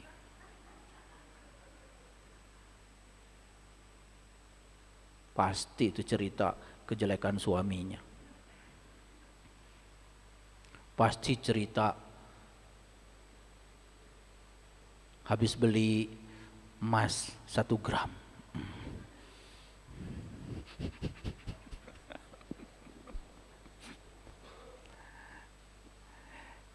Bapak Ibu bisa nggak merasakan seseorang energinya frekuensi tinggi atau frekuensi rendah? Bisa nggak? Bisa kan? Bisa. Mau didandani kayak apapun, mau semuanya pakai palsu kan? Ya, alis palsu, bulu mata palsu. Itu semakin membuktikan dirinya itu palsu. Betul gak? Jadinya bertopeng sesaat. Kalau tidak ada energi dari dalam, aduh, datangnya disesali, perginya disyukuri. Betul gak? Nah, pergi, alhamdulillah. Tuh, semua orang bilang alhamdulillah gara-gara dia pergi. Itu kan sudah bukti bahwa kita ini Berhiasnya terlalu asik di luar. Gak peduli mau tasnya lu potong. Apa tuh, merek apa itu? Oh, apa ya ibu-ibu ya? Punya? Oh, baru dengar, nggak apa. Ya, Louis Vuitton, Hermes, Gucci. Kalau energi dari dalamnya itu sudah amburadul, gak ada orang yang nganggap. Kata-katanya menyebalkan, wajahnya penuh curiga, tatapan matanya tidak bersahabat, yang keluar dari mulutnya ucapan-ucapan yang menyakitkan. Ada nggak yang kayak gitu? Ada apa banyak? Siapa di antaranya? Enggak, saya mau nggak kayak gitu. Nah, ini namanya menurut Quran surat Al-Kahfi, ini perhiasannya sudah rata, sudah tandus. Jadi ketika seseorang tidak punya perhiasan ruhani dari dalam, tidak ada kebaikannya, sebagus apapun dia bersolek di luar, tandus, rata, datar. Makanya orang yang didatangi mereka itu tidak merasa mendapatkan berkah apa-apa. Gitu. Bisa mengukur diri sekarang? Kira-kira perhiasan kita ini rata, tandus, datar, atau sebaliknya? Oke, alhamdulillah ya. Tepuk tangan dong. Itulah pentingnya belajar kesadaran. Belajar kesadaran itu memaafkannya luas. Ketika orang melakukan kesalahan, sudah jangan diingat-ingat ya. Belum minta maaf aja sudah saya maafkan. Bawaannya selalu kata-katanya itu menyenangkan. Positif aja, dirindukan. Gak ada yang orang alhamdulillah dia pergi, gak ada yang kayak gitu. Oke, baik ya. Nah, kenapa saya berbicara tentang perhiasan luar? Karena terlalu banyak orang yang terus-menerus ya sibuk dengan yang luar. Meraih jabatan setinggi-tingginya, mengambil berkah sebanyak-banyaknya, ingin menunjukkan pada orang lain bahwa saya berhasil gitu. Tetapi dalamannya keropos, gak ada isinya itu. Makanya saya pernah menyaksikan banyak orang dalam kehidupan ini yang sibuk dengan luar tetapi tidak memiliki ketahanan di dalam. Dalam sekejap begitu yang di luar berubah, yang di dalamnya hancur lebur, tidak siap untuk mengikuti perubahan itu. Stres, stroke, gak ada yang anggap lagi. Bahkan sepeninggal dia tidak ada yang merindukannya lagi. Dia semasa hidupnya tidak pernah membuat sejarah besar untuk memberikan cinta kasih pada semesta. Tidak ada yang bisa dikenang dari dia. Yang dikenang selalu keberingasannya, kesadisannya, keburukannya, kepelikannya. Itu aja. Bapak Ibu, apa tidak ingin dalam hidup ini kita dikenang sebagai Hamid? Dikenang sebagai Muhammad? Orang yang sudah bisa menunjukkan sifat-sifat yang terpuji. Apa tidak pengen begitu? Aduh, kalau tidak pengen ada masalah dengan kita. Ya? Oke, yuk sekarang kita melakukan perjalanan ke dalam. Sekarang masuk ayat 9. Am hasibta anna ashabal kahfi warraqim kanu min ayatina ya ajaba. Atau kamu mengira bahwa orang-orang yang mendiami gua dan Rokim. Oke, lihat saya semuanya. Mendiami gua. Kita kan sedang mendiami gua sekarang. Betul? Ya. Dan ada yang menjaga nggak di sini? Ada. Rokim itu penjaga. Yang menjaga kita siapa? Prinsip-prinsip moral kita, kehormatan kita, harga diri kita. Itu yang harusnya menjadi rokim kita. Rokim ini diterjemahkan anjing. Ya memang secara fisik yang namanya anjing kan sukanya menjaga. Betul nggak? Tetapi kita tidak butuh anjing untuk menjaga itu. Gua kita ini harus dijaga dengan prinsip-prinsip moral, nilai-nilai luhur, sifat-sifat terpuji, supaya kita menjadi Muhammad setiap saat. Setuju? Setuju? Oke. Sudah mulai masuk ke sini? Oke. Ya. Mereka termasuk tanda-tanda kami yang mengherankan. Ini tubuh kita ini bukan tanda-tanda Tuhan yang mengherankan. Ini adalah ekspresi karya agung Tuhan yang luar biasa. Tubuh kita ini kalau kita ungkap rahasianya, kita bisa menemukan rahasia semesta yang makro di dalam tubuh yang mikro ini. Sayang sekali kita mengabaikan rahasia di sini. Dan kita sekarang akan masuk ke sana, ke dalam, menemukan rahasianya. Kemudian ayat selanjutnya, ya. Id awal fityatu. Fityah itu bahasa Arabnya pemuda. Nah, jadi Ashabul Kahfi itu adalah para pemuda yang sedang mendiami gua, yang sedang masuk ke dalam gua. Ini bukan cerita sejarah, ini bukan cerita tentang masa lalu. Quran itu bersifat kontekstual dan konseptual. Ini cerita tentang kita hari ini. Pertanyaan saya, mau nggak Bapak Ibu jadi Ashabul Kahfi? Mau nggak jadi pemuda yang mendiami gua? Mau? Pemuda yang mendiami gua, dia itu adalah diam di sini. Dia tidak terasing di sini. Dia menjadi dirinya sendiri. Dan kenapa pemuda? Ini mau saya ungkapkan rahasianya. Tetapi sebelum itu, saya lanjutkan dulu ayat yang ke-10. Iz awal fityatu ilal kahfi faqalu rabbana atina min ladunka rahmatan wa hayyi lana min amrina rosyada.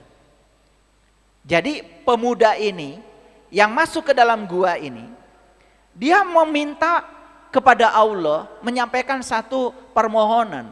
Permohonannya begini, wahai Tuhan kami, berikanlah rahmat kepada kami dari sisimu, dan sempurnakanlah bagi kami petunjuk yang lurus dalam segala urusan kami.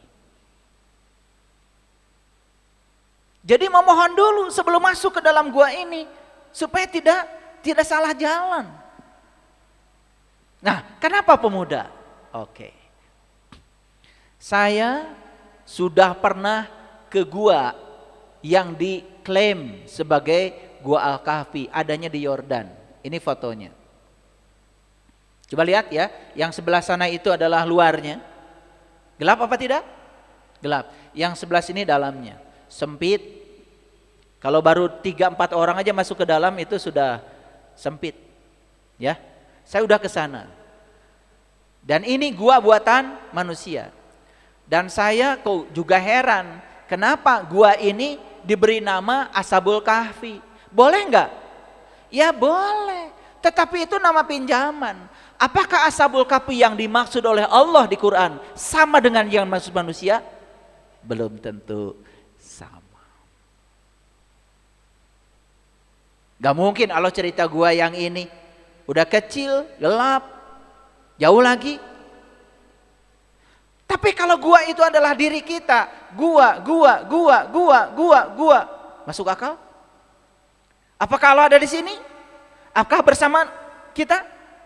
Apakah kita bisa meniti ke dalam diri? Gak usah jauh-jauh ke sana, berarti ongkos. Bahkan orang Yordan sendiri tidak percaya kalau yang dimaksud dengan Ashabul Kahfi di Quran sama dengan Ashabul Kahfi nama gua yang di Yordan. Orang Yordan sendiri tidak percaya. Saya pernah dialog dengan jubir saya, tour guide saya. Dia sendiri nggak percaya. Mari kita buktikan sekarang.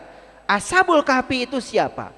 Pemuda yang mendiami gua. Supaya apa? Jadi orang yang beriman. Bagaimana mungkin kita masuk ke dalam gua yang fisik, keluar dari situ tiba-tiba jadi orang beriman? Gak mungkin. Dan iman kepada Allah berarti kita harus meniti ke dalam diri, bertemu, mengenal Dia yang bersama dengan kita. Perjalanannya keluar apa ke dalam? Keluar. Masuk akal nggak omongan saya? Masuk akal? Oke. Tertarik ke sini? Saya kasih tahu ongkosnya 67 juta. Ya kalau mau jalan-jalan ke sana boleh-boleh aja. Ya, jangan a priori. Saya juga udah ke sana. 67 juta bayar. Dari sini saya terbang ke Mesir dulu, dari Mesir baru ke Yordan. Sekalian dari Yordan saya nyebrang lewat belakang masuk ke Palestina, ke Yerusalem.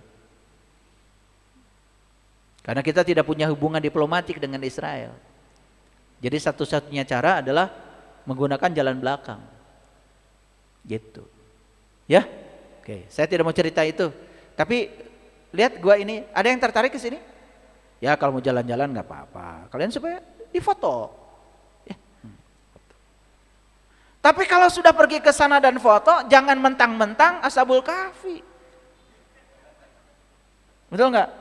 Emang pulang dari sana, masuk ke gua sebentar, keluar tiba-tiba jadi orang beriman? Ya enggak.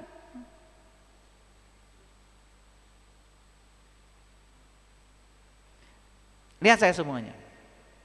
Ya. Mengapa kata-kata yang digunakan pemuda? Lagi-lagi, mengapa bukan pemudi?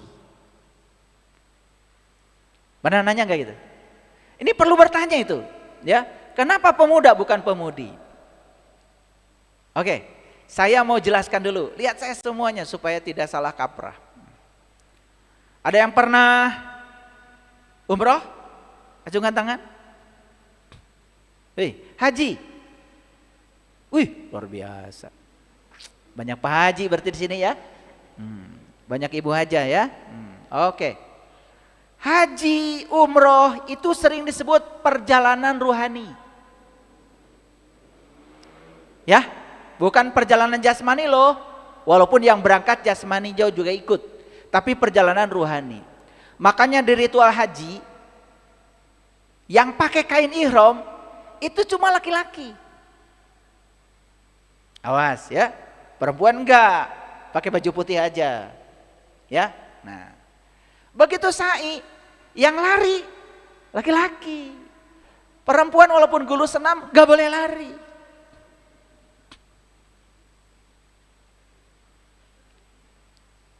Nah kita kan cuma disuruh lari sama Muthaib, lari aja. Udah stop, gak usah lari lagi, jalan biasa lagi. Tapi kita gak nangkep maknanya. Laki-laki lari, perempuan tidak. Nah ternyata di Al-Quran kalau ada kata laki-laki selalu mengacu pada segala yang bersifat dimensi ruhani. Makanya segala yang ada kata-kata wanita, perempuan, itu selalu mengacu kepada yang bersifat jasmani. Makanya Quran surat kedua itu bukan sapi laki-laki, sapi betina namanya Al-Baqarah. Itu cerita tentang bagaimana Tuhan menciptakan tubuh ini sebagai kendaraan fisik yang bisa mengantarkan jiwa kita untuk pulang kepada Allah. Itu isi Quran surat Al-Baqarah. Ulangi ya. Jadi kalau di Quran ada kata-kata laki-laki, berarti hakikatnya berbicara urusan rohani. Kalau ada kata-kata perempuan, berbicara urusan jasmani.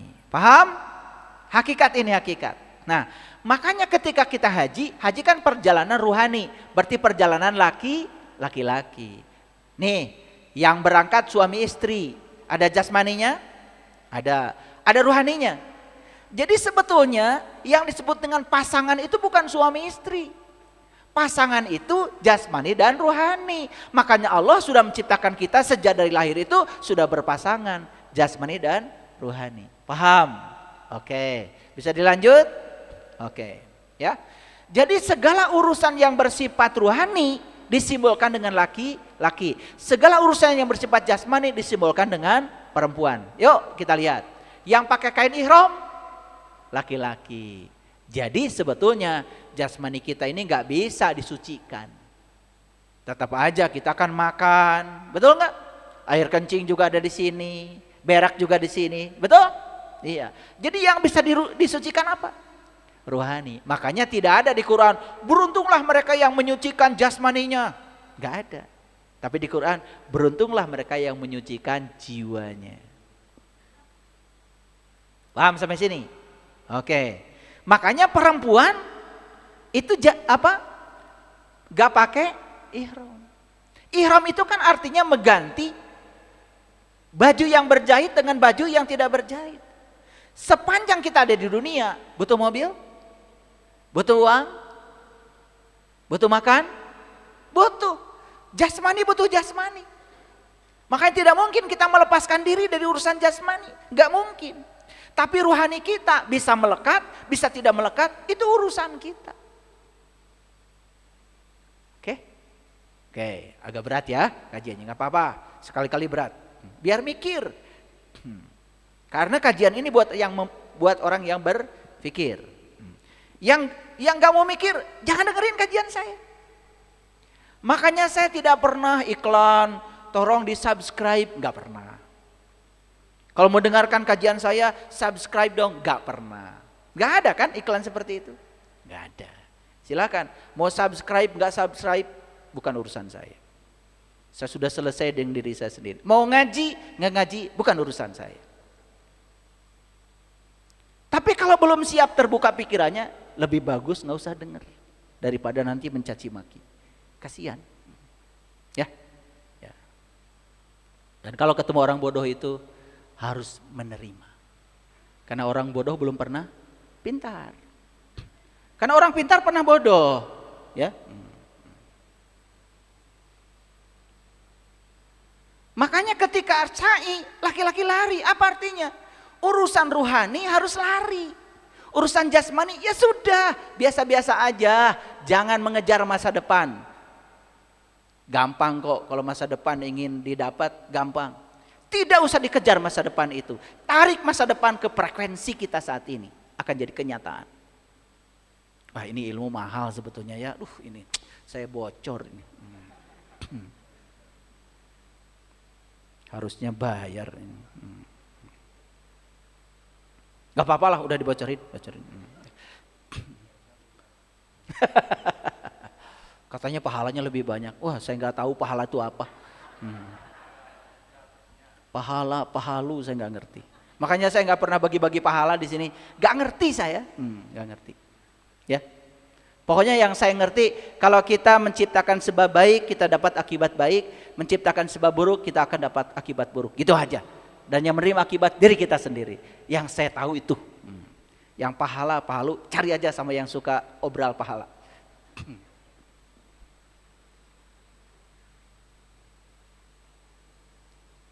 Mengapa di Quran surat Al-Kahf itu ceritanya pemuda, bukan pemudi? Pemuda laki-laki, pemudi perempuan. Karena perjalanan ke dalam diri ini perjalanan ruhani, baik bapak-bapak maupun ibu-ibu.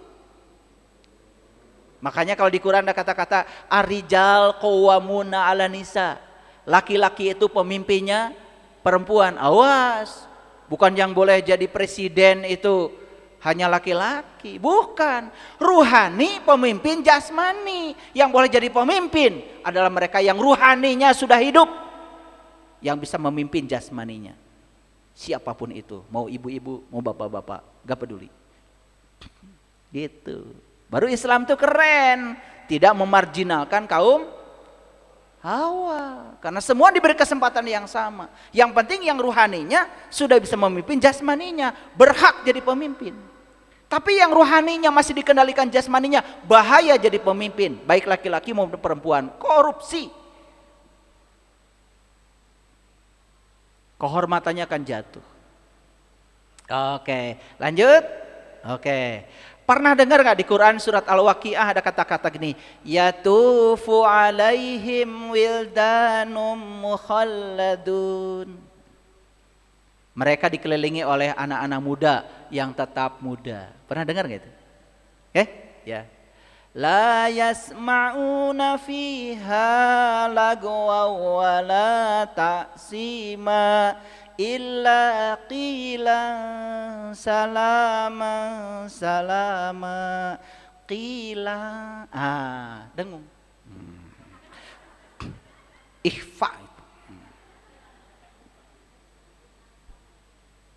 Nggak boleh kilan, nggak boleh. Kalau kilan itu kalau menghadapi huruf idhar. Paham ya? Jadi bacanya illa la 2 harokat. dua harokat. La, salama, salama, gitu. Ya, silakan Bu Yati. Kayak di TV saya nih.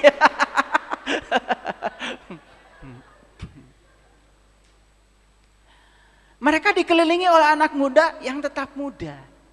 Makanya saya kasih tahu, kalau orang benar belajar spiritualnya ke dalam, ya, awet muda. Sehat, berkelimpahan, gak pernah sakit. Karena dia sudah tahu ilmunya. Karena begitu dirinya sudah positif, tubuh spiritualnya positif, tubuh intuisinya positif, tubuh energinya positif, tubuh mentalnya positif, maka tubuh fisiknya positif. Nanti saya buktikan ya. Tadi sudah ada sharing ya dari sahabat kita, ya, mendengarkan kajian-kajian lagi sakit, ternyata ada beberapa orang yang stroke.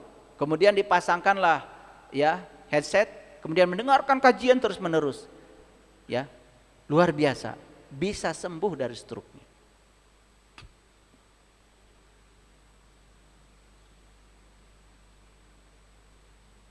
Jadi artinya kalau seseorang sudah di frekuensi tinggi, sudah di getaran tinggi, sudah di surga, maka dia akan menarik semua yang berfrekuensi tinggi.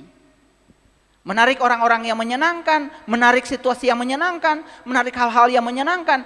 Dia sudah menjadi magnet untuk bisa menarik yang serupa dengan frekuensi dia. Like attracts like. Itu science.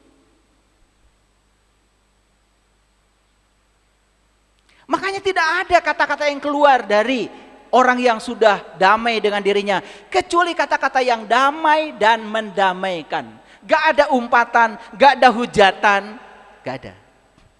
Orang mau bajunya pakai apa, dandanannya kayak apa, sorbannya sepanjang apa, kalau yang keluar dari mulutnya adalah hujatan, kebencian, dia belum selesai dengan dirinya sendiri. Dia masih tinggal dalam neraka di frekuensi rendah.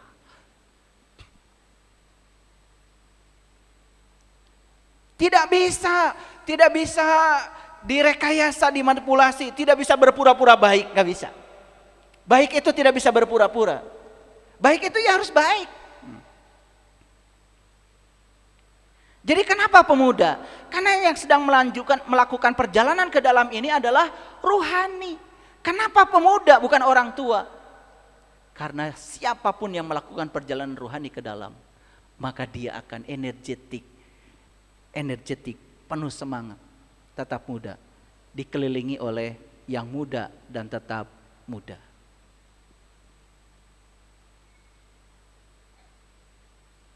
Jadi umur 35, jalan sudah diseret. Ada apa ini? Itu pasti gambaran, karena tubuh ini cerminan dari kualitas jiwa.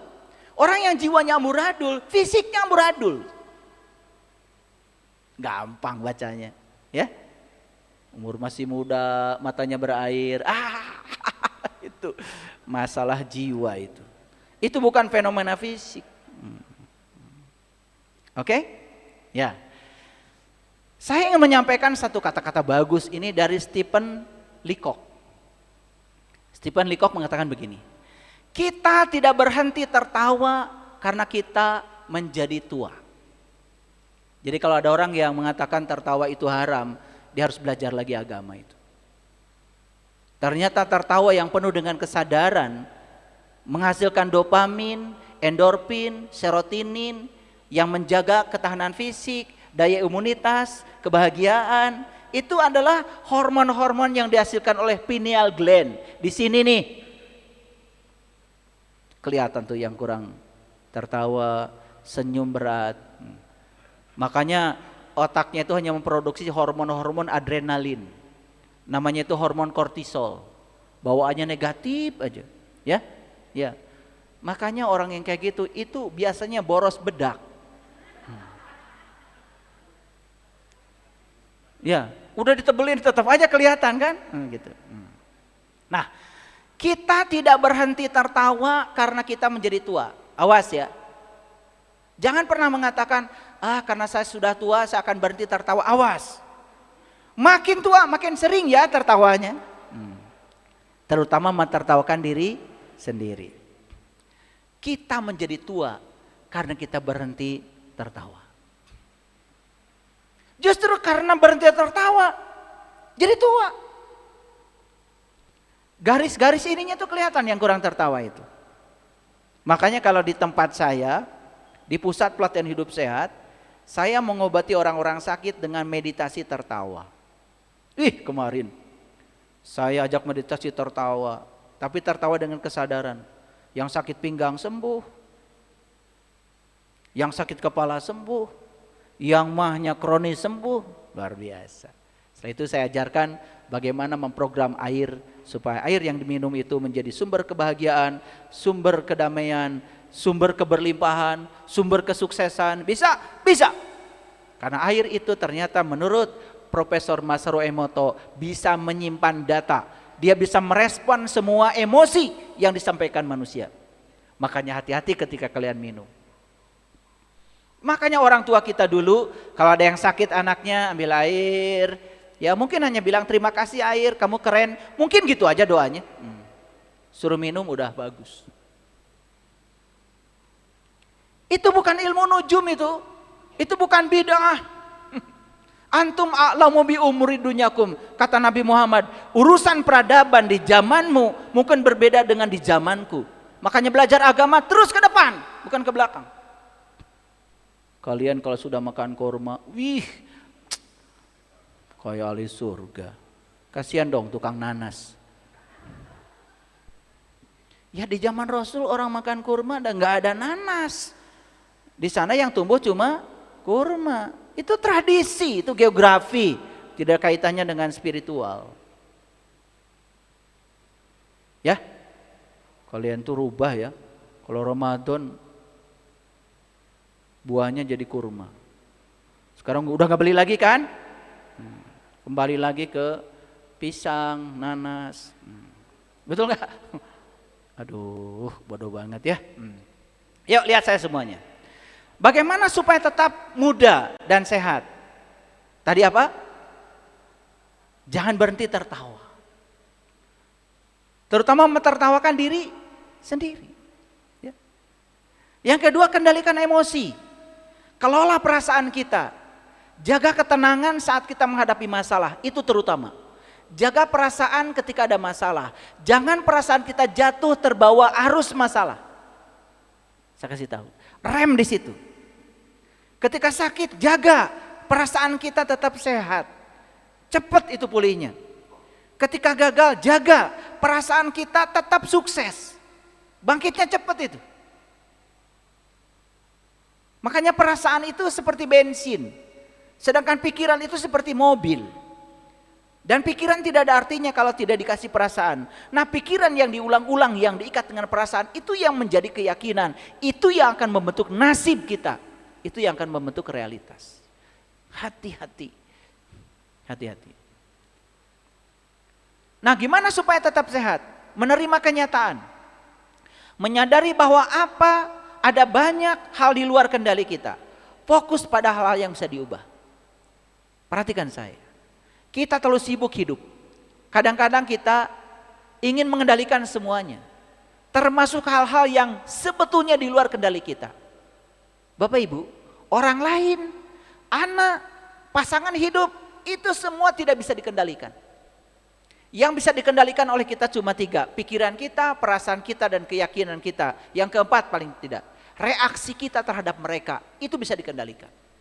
Di luar itu tidak bisa dikendalikan. Jangan ingin mengontrol semuanya. Kalau kita ingin mengontrol semuanya, stres. Ingin semua yang kita kontrol seperti yang kita mau, yang terjadi adalah perlawanan. Apapun yang dicoba dikontrol akan melawan kita.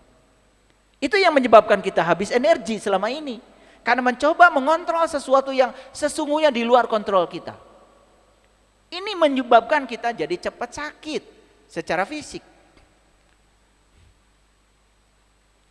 Mengembangkan kebajikan, menanamkan nilai-nilai kejujuran, keberanian, keadilan.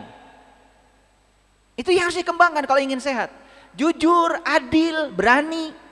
Ini prinsip-prinsip moral yang kalau kita kembangkan kita akan tetap sehat. Membangun ketahanan mental, menumbuhkan ketahanan mental dan kemampuan bangkit dari kegagalan. Gak apa-apa gagal 7 kali, yang penting bangkitnya 8 kali. Paham? Ya? Gak apa-apa gagal 9 kali, bangkitnya 10 kali. Itu aja. Tidak ada orang sukses yang tidak pernah gagal. Mereka yang hari ini sukses tidak melihat kegagalan sebagai penghambat, tapi kegagalan justru sebagai pintu masuk untuk meningkatkan kapasitas diri. Ya, tidak ada yang buruk dalam semesta ini. Yang buruk adalah pikiran dan perasaan kita. Hadirin, saya kasih tahu. Tuhan selalu ada untuk kita. Percaya? Ulangi. Tuhan selalu ada untuk kita. Percaya? Dan Tuhan selalu akan memenuhi segala kebutuhan kita. Percaya? Dan Tuhan tidak akan mengikuti segala keinginan kita. Percaya? Karena Dia Maha tahu apa yang kita inginkan. Mungkin berdasarkan ego kita, belum tentu baik buat kita. Tapi Tuhan selalu ada untuk kita. Keilahian bukan sesuatu yang abstrak. Keilahian itu bisa dibuktikan nyata. Karena Allah itu sebetulnya bukan maha gaib bagi yang tahu. Dia maha nyata. Kemanapun kita membalikkan wajah, kita akan selalu melihat wajahnya. Tuhan tidak menuntut diri kita melampaui yang kita ada, melampaui yang ada pada kita. Ingat, Tuhan tidak pernah menuntut kita melampaui yang ada. Makanya hidup itu mengalir saja. Jangan selalu memaksakan keinginan. Tuhan melihat kita dengan cinta. Percaya? Percaya? Kalau kita mendapatkan sesuatu yang tidak kita inginkan, kemudian itu baik bagi kita, berarti Tuhan sedang melihat kita dengan cinta, bukan? Menerima atau menolak? Terima. Makin kita menolaknya, apa yang tidak kita inginkan akan datang berulang-ulang.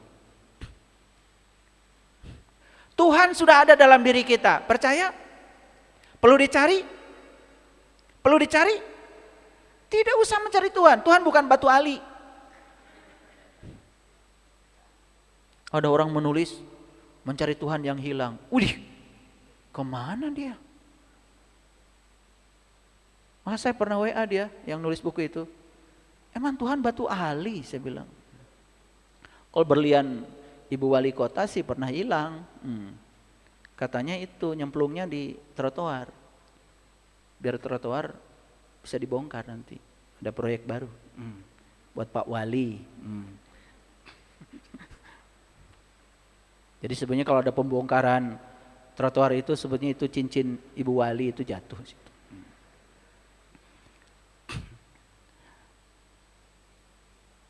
Tuhan selalu ada dalam diri kita. Percaya? Terasa sekarang adanya? Ya Allah.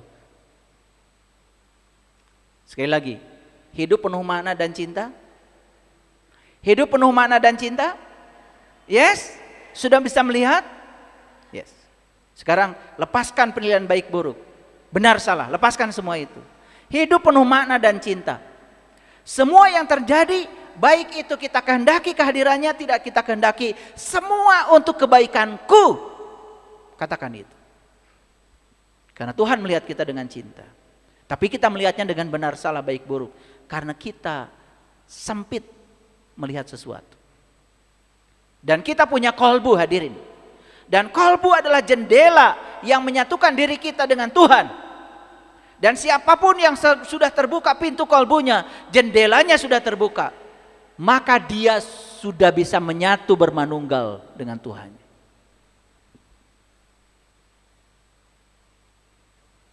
Jadi sekarang tugas kita apa? Berhenti. Berhenti. Kita terlalu sibuk mengejar. Sekali-kali berhenti dan belajar mendengarkan. Mendengarkan lebih banyak.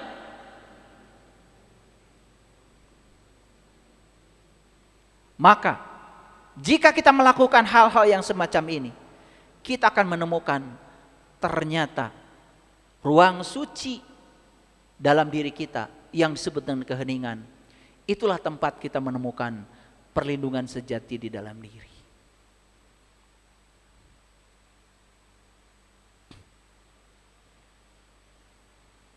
Kita lanjutkan dulu. Tadi baru sampai ayat 10. Maka di dalam Quran surat Al-Kahfi ayat yang ke-11 dikatakan fadorobna ala azanihim, azan pendengaran. Fadorobna ala azanihim fil kahfi sinina adada. Kami tutup telinga mereka beberapa tahun dalam gua itu. Apa maknanya? Ditutup telinga. Telinga ini adalah sumber keberisingan. Betul? Dan kalau sudah ini berisik, pikiran jadi berisik. Pikiran yang berisik, kita tidak akan pernah mendengarkan suara Tuhan. Kita tidak akan pernah menemukan tempat perlindungan yang sejati dalam diri. Oleh karena itu, ditutup telinganya beberapa tahun, maksudnya kita diajarkan oleh Tuhan untuk belajar hening. Karena apa? Keheningan adalah ruang suci untuk mendengarkan suara Tuhan yang sebenarnya. Jadi kenapa suara dia tidak terdengar oleh kita selama ini? Berisik. Dan keberisikan berasal dari sini. Makanya disimbolkan dalam Quran surah Al-Kahfi. Tutup telinganya beberapa tahun. Artinya kita harus belajar hening. Hening itu tidak usah pergi ke hutan. Tidak usah sewa tempat untuk mengasihkan diri, enggak usah. Justru kalau kita bisa hening di tempat keramaian, itulah keheningan yang sejati. Makanya begitu kita sudah hening, mendengarkan suaranya dari dalam, apa kata Tuhan? Summa ba'asnahum lina'lama ayul hizbaini ahsolima libasu amada. Kemudian kami bangunkan mereka agar kami mengetahui manakah di antara kedua golongan itu yang lebih tepat dalam menghitung berapa lama mereka tinggal di dalam gua. Jadi ketika kita sudah mencapai keheningan, kesadaran kita yang muncul. Bangun namanya, itu kiamat itu. Bangkitnya kesadaran diri, itulah kiamat yang sebenarnya. Gak usah nunggu hancurnya alam semesta ini. Kiamatkan diri kita hari ini. Bangkitkan kesadaran kita yang mati hari ini. Di sini, saat ini, sekarang. Karena itu yang menentukan masa depan kita. Gimana caranya? Hening. Dan nanti akan ada 2 golongan. Kenapa 2 golongan bukan 3 golongan? Hadirin, 2 golongan. Dalam Quran ada kata-kata golongan kanan, golongan kiri. Ada? Di surat Al-Waqiah kan? Ya. Ada golongan kiri, golongan kanan. Kiri di Quran selalu melambangkan jasmani. Kanan selalu melambangkan ruhani. Kiri melambangkan wanita. Kanan apa? Melambangkan laki-laki. Jadi selalu begitu. Bumi melambangkan jasmani. Langit melambangkan ruhani.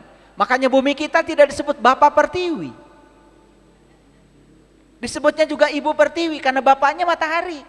Ketika matahari kawin dengan ibu, maka keluarlah berbagai macam tumbuhan. Tumbuhan jadi makanan. Makanan disantap manusia. Jadilah saripati makanan. Keluarlah yang namanya sperma dan sel telur. Atas nama Tuhan diberikanlah cinta kita. Saat ibu bapak kita berpelukan, berpadu 2 sel itu, lahirlah yang namanya kehidupan. Itu kalau tidak ada matahari, tidak ada bumi, tidak ada makanan. Gak ada makanan, tidak ada sperma, tidak ada sel telur, tidak ada manusia.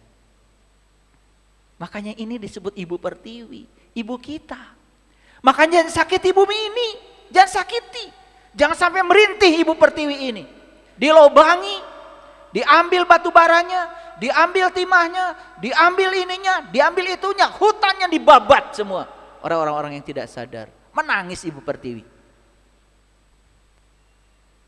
Oksigen di bumi ini terus berkurang. Sedangkan manusia butuh oksigen. Kenapa? Karena pohon-pohon yang besar dipangkas habis oleh mereka yang serakah. Hanya mementingkan dirinya sendiri. Itulah manusia-manusia yang gelap. Hanya mementingkan dirinya sendiri.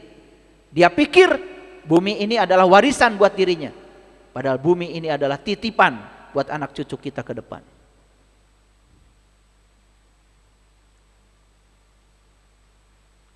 Kenapa ada 2 golongan? Ada golongan kiri, golongan kanan. Golongan kulit, golongan isi. Sama. Coba, ketemulah orang yang belajar agama cuma kulitnya aja. Keras, kayak kerang. Keras nggak kulit kerang? Kalau ketelan satu kerang aja kulitnya, masuk rumah sakit. Tapi kalau ketelan isi kerang, apalagi sampai pakai saus itu, nggak habis-habisnya itu, nggak berhenti makan. Isinya itu lembut, kulitnya keras. Makanya kalau orang belajar agama, keras kulit. Maka di Quran disebut itu penyakit kulit. Itu penyakit loh kata Quran, harus disembuhkan. Nah tugasnya para nabi, para rasul menyembuhkan 3 penyakit. 1 penyakit kolbu yang tertutup, yang kedua adalah penyakit kulit, ngerti sesuatu kulitnya aja. Yang ketiga adalah penyakit kematian, matinya kesadaran, itu harus dibangkitkan. Itu diabadikan di Quran surat Al-Imran ayat 49. Baik Bapak Ibu, kita lihat ayat ini. Ini Quran surat Al-Ma'arij surat ke-70 ayat yang keempat. Ta'rujul malaikatu warruhu ilaihi fi yaumin kana miqdaruhu khamsina alfasana. Malaikat dan ruh naik kepada Tuhan dalam sehari yang kadarnya 50.000 tahun. Jadi perjalanan ruhani itu hitungan waktunya beda dengan perjalanan jasmani. Jadi kalau kita mengalami perjalanan ruhani, walaupun 1 hari, hitungan jasmaninya itu 50.000 tahun. Makanya orang-orang yang selalu melakukan perjalanan ke dalam, perjalanan ruhani, memasuki alam nur ala nur. 1 hari di alam cahaya, sama dengan 50.000 tahun di alam dunia ini. Dia sudah melakukan perjalanan abadi, perjalanan yang sangat panjang. Beda dengan orang-orang yang hanya berjalan di dunia jasmani. Nah makanya beda hitungannya. Orang yang di dunia jasmani ngitungnya 1 hari. Orang yang di dunia ruhani 50.000 tahun. Karena 1 hari dalam ruhani sama dengan 50.000 tahun. Jadi beda cara perhitungan mereka. Jadi yang berjalan secara jasmani dengan yang berjalan secara ruhani, perhitungannya beda. Pilih yang mana Bapak Ibu? Yuk lakukan perjalanan ruhani. Karena 1 hari di sana sama dengan 50.000 tahun. Keren. Makanya malaikat dan ruh naik menghadap Tuhan.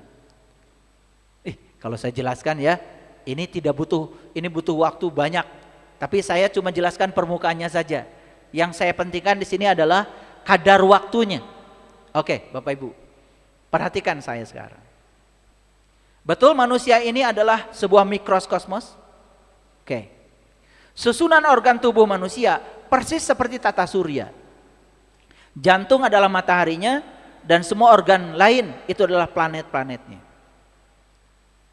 Makanya orang-orang yang selalu penuh dengan cinta, syukur, apresiasi dalam batinnya. Perhatikan tuh. Orang-orang yang selalu cinta, syukur, apresiasi, menghargai orang lain, perhatikan ciri-cirinya. Sistem kekebalan tubuhnya itu meningkat. Makanya itu yang dikatakan tadi, muda tetap muda. Makanya perlu ya melakukan perjalanan ke dalam supaya kita melakukan proses penyembuhan secara whole, secara holistik. Produksi zat kimia vital meningkat. Zat kimia vital itu apa? Dopamin, endorfin, serotonin, oksitoksin, itu zat kimia vital. Itu untuk vitalitas tubuh. Umur 40 sudah diusir-usir sama istrinya. Kenapa? Kurang jantan. Dikiranya ini masalah fisik. Maka pergilah ke tempat-tempat yang tidak tepat. Itu yang bikin mobil Innova jadi Avanza itu loh. Diurut kan jadi gede. Udah gitu makan aneh-aneh. Minum obat kuat, minum itu, minum ini. Padahal masalahnya masalah spiritual. Masalahnya masalah energi, masalah mental. Lalu mencari cara-cara penyembuhan yang parsial. Rusak tubuh. Itulah. Meningkatkan vitalitas. Makanya orang-orang yang secara spiritual sudah sehat, dia memiliki kekuatan tenaga yang tidak pernah habis. Tidak pernah merasa lelah. Kadar hormon stresnya menurun. Tekanan darah tinggi turun. Nih, yang tekanan darahnya tinggi.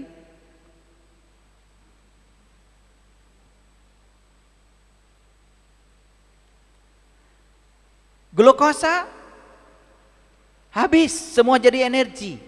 Pankreas berfungsi dengan bagus. Insulin dihasilkan untuk bisa mengubah gula menjadi energi. Jadi efeknya dari belajar meniti ke dalam, memasuki gua kita yang sebenarnya, itu efeknya luar biasa pada semua aspek kehidupan. Ritme jantungnya jadi teratur. Nih, saya tadi pagi sengaja ya, habis lari 7 kilo, saya selfie. Saya kirim di grup, biar pada sadar semua olahraga. Karena hanya olahraga dokter terbaik kita. Saya kasih tahu, olahraga adalah dokter terbaik. Nah, baru pada nyaut semua, ada yang baru mulai olahraga. Kadang-kadang harus diinspirasi seperti itu. Ya, itu. Nah,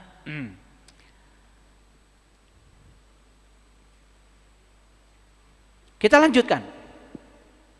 Tadi sampai ayat 12 kan? Ayat ke-13. Nahnu naqussu 'alaika naba'ahum bil haqq. Kami kisahkan kepadamu cerita ini dengan hak. Ini saya sedang cerita apa ini? Cerita Ashabul Kahfi. Dulu apa sekarang? Sekarang. Siapa yang sedang ceritakan? Kita yang sedang melakukan perjalanan ke dalam. Ini kan cerita tentang gua. Cerita tentang gue, bukan cerita sejarah saya. Sejarah itu sudah lewat masa lalu. Masa iya ada orang yang tidak beriman masuk gua, keluar jadi orang beriman? Gua apaan itu? Kalau gua bisa membuat orang beriman, kayaknya kita berbondong-bondong deh masuk ke dalam gua, betul nggak? Dan keluar dari situ tiba-tiba jadi orang beriman begitu? Sadar. Kami kisahkan kepadamu cerita ini dengan hak. Gak mungkin Allah menceritakan kisah ini, kisah tentang masa lalu yang tidak bisa kita lakukan hari ini. Pertanyaan saya dari lubuk hati yang terdalam buat Bapak Ibu, apakah Bapak Ibu bisa menjadi Ashabul Kahfi hari ini? Bisa. Bisa menjadi pemuda yang bisa masuk ke dalam gua? Bisa. Bisakah kita setelah keluar dari gua jadi orang beriman? Bisa. Dia bersama kita lebih dekat daripada urat nadi leher kita. Tidak pernah Allah mengatakan, aku tinggal di Yordan loh. Nggak pernah. Saya tidak menemukan ayatnya. Tapi Allah mengatakan, aku bersama kamu. Lebih dekat daripada urat nadi leher. Sesungguhnya mereka adalah pemuda-pemuda yang beriman kepada Tuhan mereka. Dan kami tambah pula mereka dengan petunjuk. Luar biasa. Ya, jadi ayat ini jelas mengatakan, innahum fityatun, fityah tadi pemuda, sesungguhnya mereka adalah pemuda-pemuda amanu birobihim, yang beriman kepada Tuhannya, wazid nahum huda, dan kami telah menemukan, memberikan kepadanya tambahan petunjuk. Lihat Bapak Ibu semuanya ke sini. Masuk akal enggak ayat ini? Dia masuk ke dalam diri, dia tahu bahwa Allah bersama dirinya, dia meniti ke dalam diri. Apa yang terjadi? Dia menemukan sejati dirinya. Dia menemukan Tuhannya. Maka dia menjadi orang yang beriman. Kepada siapa? Kepada Tuhan mereka. Karena mereka sudah tahu, sudah ketemu, sudah mengenal Tuhannya, sudah melakukan perjalanan ke dalam. Keren gak ayat ini? Keren apa tidak? Pernah gak baca ayat ini? Kapan? Sekarang baru baca. Nih, belum pernah malah. Ada juga yang pernah baca ayat ini setiap hari Jumat supaya rezekinya banyak.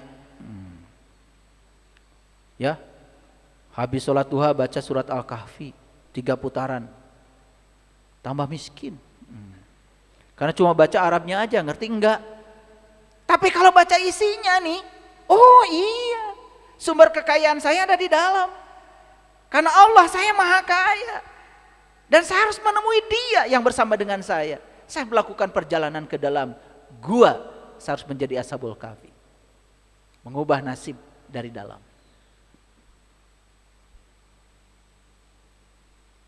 Sesungguhnya mereka adalah pemuda-pemuda yang beriman kepada Tuhan mereka. Bukan beriman pada yang lain. Kepada Tuhan mereka. Kenapa? Karena mereka sudah bertemu. Sudah mengenal dengan Tuhannya. Bukan sekedar itu.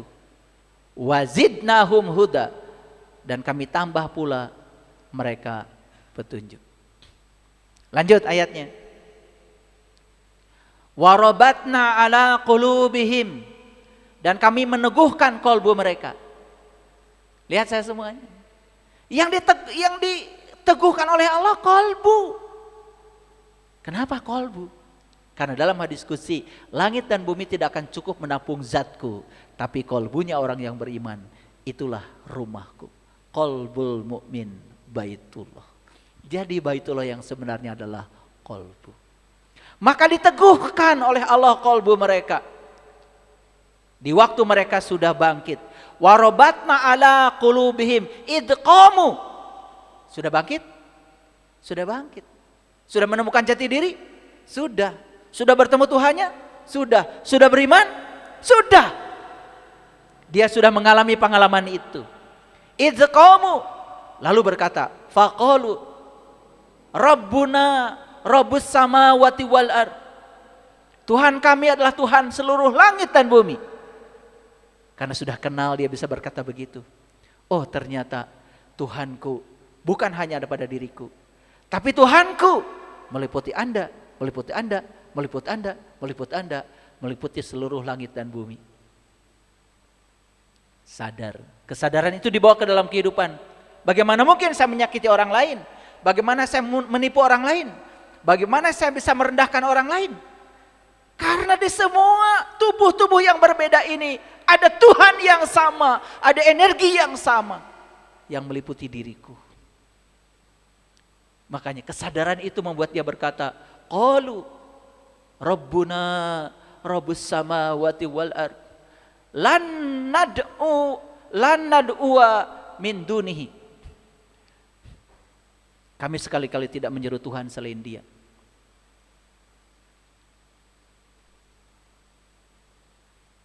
Ilahan.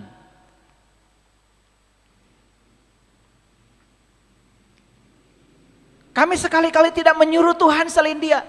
Dia tidak menyuruh Tuhan yang selain Dia, karena sudah tahu Dia.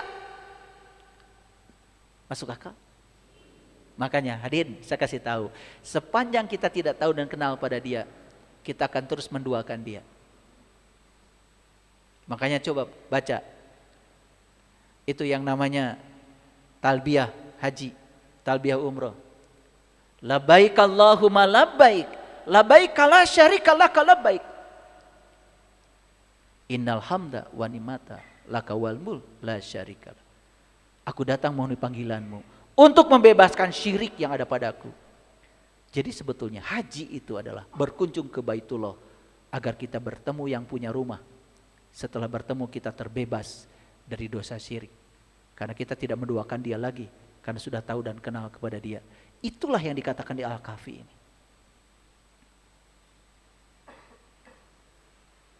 Makanya jelas, lan nad'uwa min dunihi ilahan.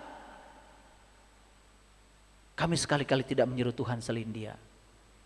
Laqad qulna idza satoto. Sesungguhnya kami kalau demikian telah mengucapkan perkataan yang amat jauh dari kebenaran. Jadi sepanjang seseorang itu belum meniti ke dalam gua, belum bertemu dengan jati dirinya, maka dia akan terus-menerus menyeru Tuhan-Tuhan yang selain Dia. Dan menyeru Tuhan yang selain Dia, kata Quran, Sesungguhnya kalau begitu, kami telah mengucapkan perkataan yang amat jauh dari kebenaran. Kan banyak orang yang mengatakan seolah-olah dia sudah tahu dan kenal, lalu menyebut-nyebut namanya, padahal dia tidak tahu barangnya. Dan itu adalah perkataan yang jauh dari kebenaran. Makanya Tuhan tidak bisa diceritakan, tidak bisa dijelaskan, tetapi dia bisa ditemui oleh orang yang mau dan merindukannya. Karena dia sendiri yang berkata di dalam Al-Quran, surat Al-Kabut ayat 5, barang siapa yang berharap jumpa dengan Tuhannya, maka waktu yang dijanjikan pasti datang. Man kana yarju liqa Allah fa inna ajalallahu la'aj. Barang siapa yang berharap jumpa dengan Allah, waktu yang dijanjikan pasti datang.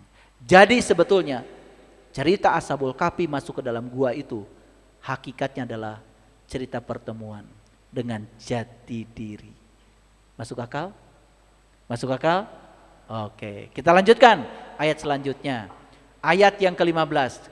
Kaum kami ini telah menjadikan selain Dia sebagai Tuhan-Tuhan. Ini kesadaran. Jadi Ashabul Kahfi ini sebelumnya mengakui kaum kami ini telah menjadikan selain Dia sebagai Tuhan-Tuhan. Ada pengakuan di ayat ke-15. Mengapa mereka tidak mengemukakan alasan yang terang? Siapa yang lebih zolim daripada orang-orang yang mengada-adakan kebohongan terhadap Allah?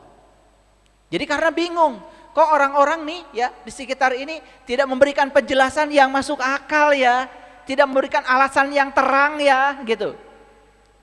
Jadi ketika dia mengakui bahwa sebetulnya dia ini menjadikan yang selain dia sebagai Tuhan, dia juga bingung. Bagaimana caranya saya menemukan Tuhan saya yang sebenarnya? Toh di luaran juga sama-sama seperti saya, begitu kira-kira. Paham?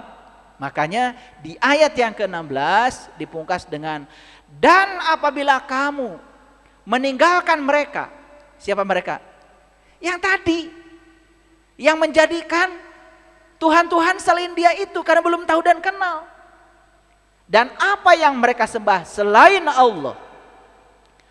Wa idzi tazaltumuhum wa ma ya'buduna illallah, dan apabila kamu meninggalkan mereka, tinggalkan mereka tuh yang ngarang-ngarang itu, tinggalkan mereka itu yang menciptakan Tuhan dengan persepsinya itu, tinggalkan itu kata Quran. Dan apabila kamu meninggalkan mereka dan apa yang mereka sembah selain Allah, maka kata Quran, fa'wu ilal kahfi. Carilah tempat berlindung ke dalam gua. Jelas? Jelas? Jadi ada tugas sekarang. Jangan mengikuti mereka yang menyembah Tuhan selain Dia, karena mereka tidak tahu. Maka di ayat ini, fa'wu ilal kahfi. Maka carilah tempat berlindung ke dalam gua itu. Ayat selanjutnya, yang surlakum rabbukum mirahmati. Niscaya Tuhanmu akan melimpahkan sebagian rahmatnya kepadamu. Dan menyediakan sesuatu yang berguna bagimu dalam urusan kamu. Jadi segala urusan kamu jadi terpenuhi. Semua dicukupkan oleh Dia. Wah, keren. Ini bukan cerita teori loh. Saya cerita pengalaman pribadi saya. Saya sedang meniti ke dalam. Saya bukan cerita omong kosong, bukan cerita bualan. Terasa nggak Bapak Ibu getaran saya? Terasa ke energi saya? Ya, saya bicara dengan energi, saya bicara dengan getaran. Kalau Bapak Ibu bisa merasakan frekuensi saya sekarang, berarti Bapak Ibu punya bakat untuk ke sana. Punya peluang untuk ke sana. Lalu ayat yang ke-17, ayat terakhir kajian kita hari ini, wa tarasyamsa idza tola'at, dan kamu akan melihat matahari ketika terbit. Jadi ketika kita masuk ke dalam gua itu, matahari terbit. Padahal gua yang diklaim di Yordan tadi, poek. Gelap, gak ada mataharinya. Jelas, surat Al-Kahfi tidak cerita tentang gua yang di Yordan. Ini cerita tentang perjalanan ke dalam. Dan kamu akan melihat matahari ketika terbit condong dari gua mereka ke sebelah kanan. Dan apabila matahari terbenam menjauhi mereka ke sebelah kiri. Ini terbitnya dari kanan. Tapi terbenamnya ke sebelah kiri. Masih ingat tadi kanan? Kanan itu rohani. Kiri itu jasmani. Begitu kita fokus pada aspek rohani, matahari terbit dari alam rohani. Dan begitu kita fokus pada alam jasmani, kiri terbenam matahari. Lihat orang-orang yang hanya sibuk dengan perhiasan duniawi. Sibuk dengan cincin, emas, berlian, shadow,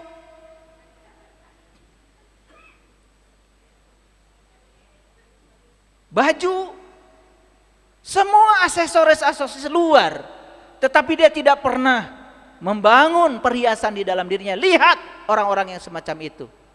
Datar, tandus. Tidak memiliki energi apapun. Hanya berfokus pada kemewahan duniawi. Bukan berarti itu tidak butuh, tidak penting. Itu perlu kita. Tetapi masa kita berfokus ke situ terus menerus? Jadi matahari terbit dari mana? Kanan. Terbenamnya kemana? Ke kiri. Jelas? Oke, lanjut. Sedang mereka berada dalam tempat yang luas dalam gua itu. Dia sudah menemukan tempat tak terbatas dalam dirinya. Luas tanpa batas. Sudah menemukan al-wasi yang maha luas. Makanya pikirannya luas. Batinnya luas. Sudut pandangnya luas. Orang yang luas pasti luas. Dan orang yang sempit ilmunya, sempit sudut pandangnya, kerjaannya adalah memvalidasi orang lain. Banyak ya yang menilai saya begini begitu, ya biarkan saja. Ya. Kasihan belum masuk gua Al-Kahfi. Poek mongkleng buta rajin. Ilmunya sempit, merasa paling benar. Enggak apa-apa, ya. Kalau ketemu orang bodoh, assalamualaikum, gitu aja. Kasihan belum pernah pintar. Itu adalah tanda Allah. Ternyata matahari yang terbit di dalam gua itu adalah tanda Allah. Tanda Allah. Maka di Quran surat Ar-Rahman dikatakan, Rabbul masyriqain wa Rabbul maghribain. Beruntunglah mereka yang sudah menemukan dua matahari. Matahari jasmani dan matahari rohani. Matahari yang jasmani di luar untuk pertumbuhan tubuh kita yang jasmani. Matahari yang di dalam untuk pertumbuhan rohani kita. Jasmani dan rohaninya tumbuh seiring sejalan. Tidak ada deadlock. Makanya batin dan lahirnya sehat luar dalam. Keren gak Bapak Ibu? Keren? Ini baru ayat 17 loh.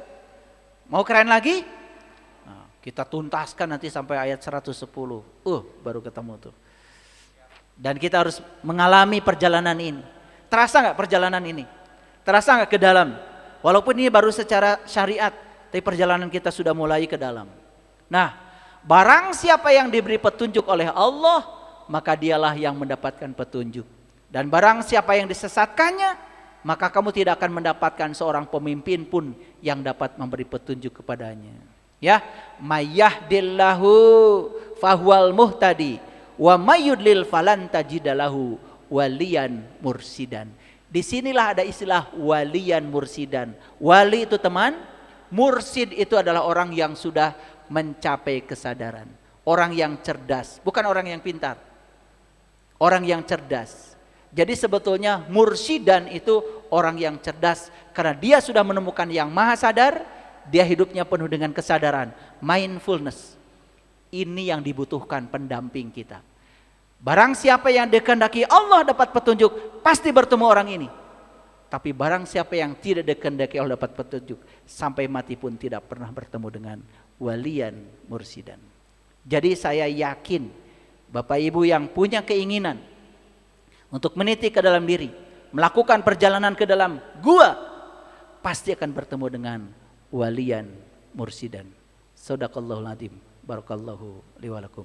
Assalamualaikum warahmatullahi wabarakatuh.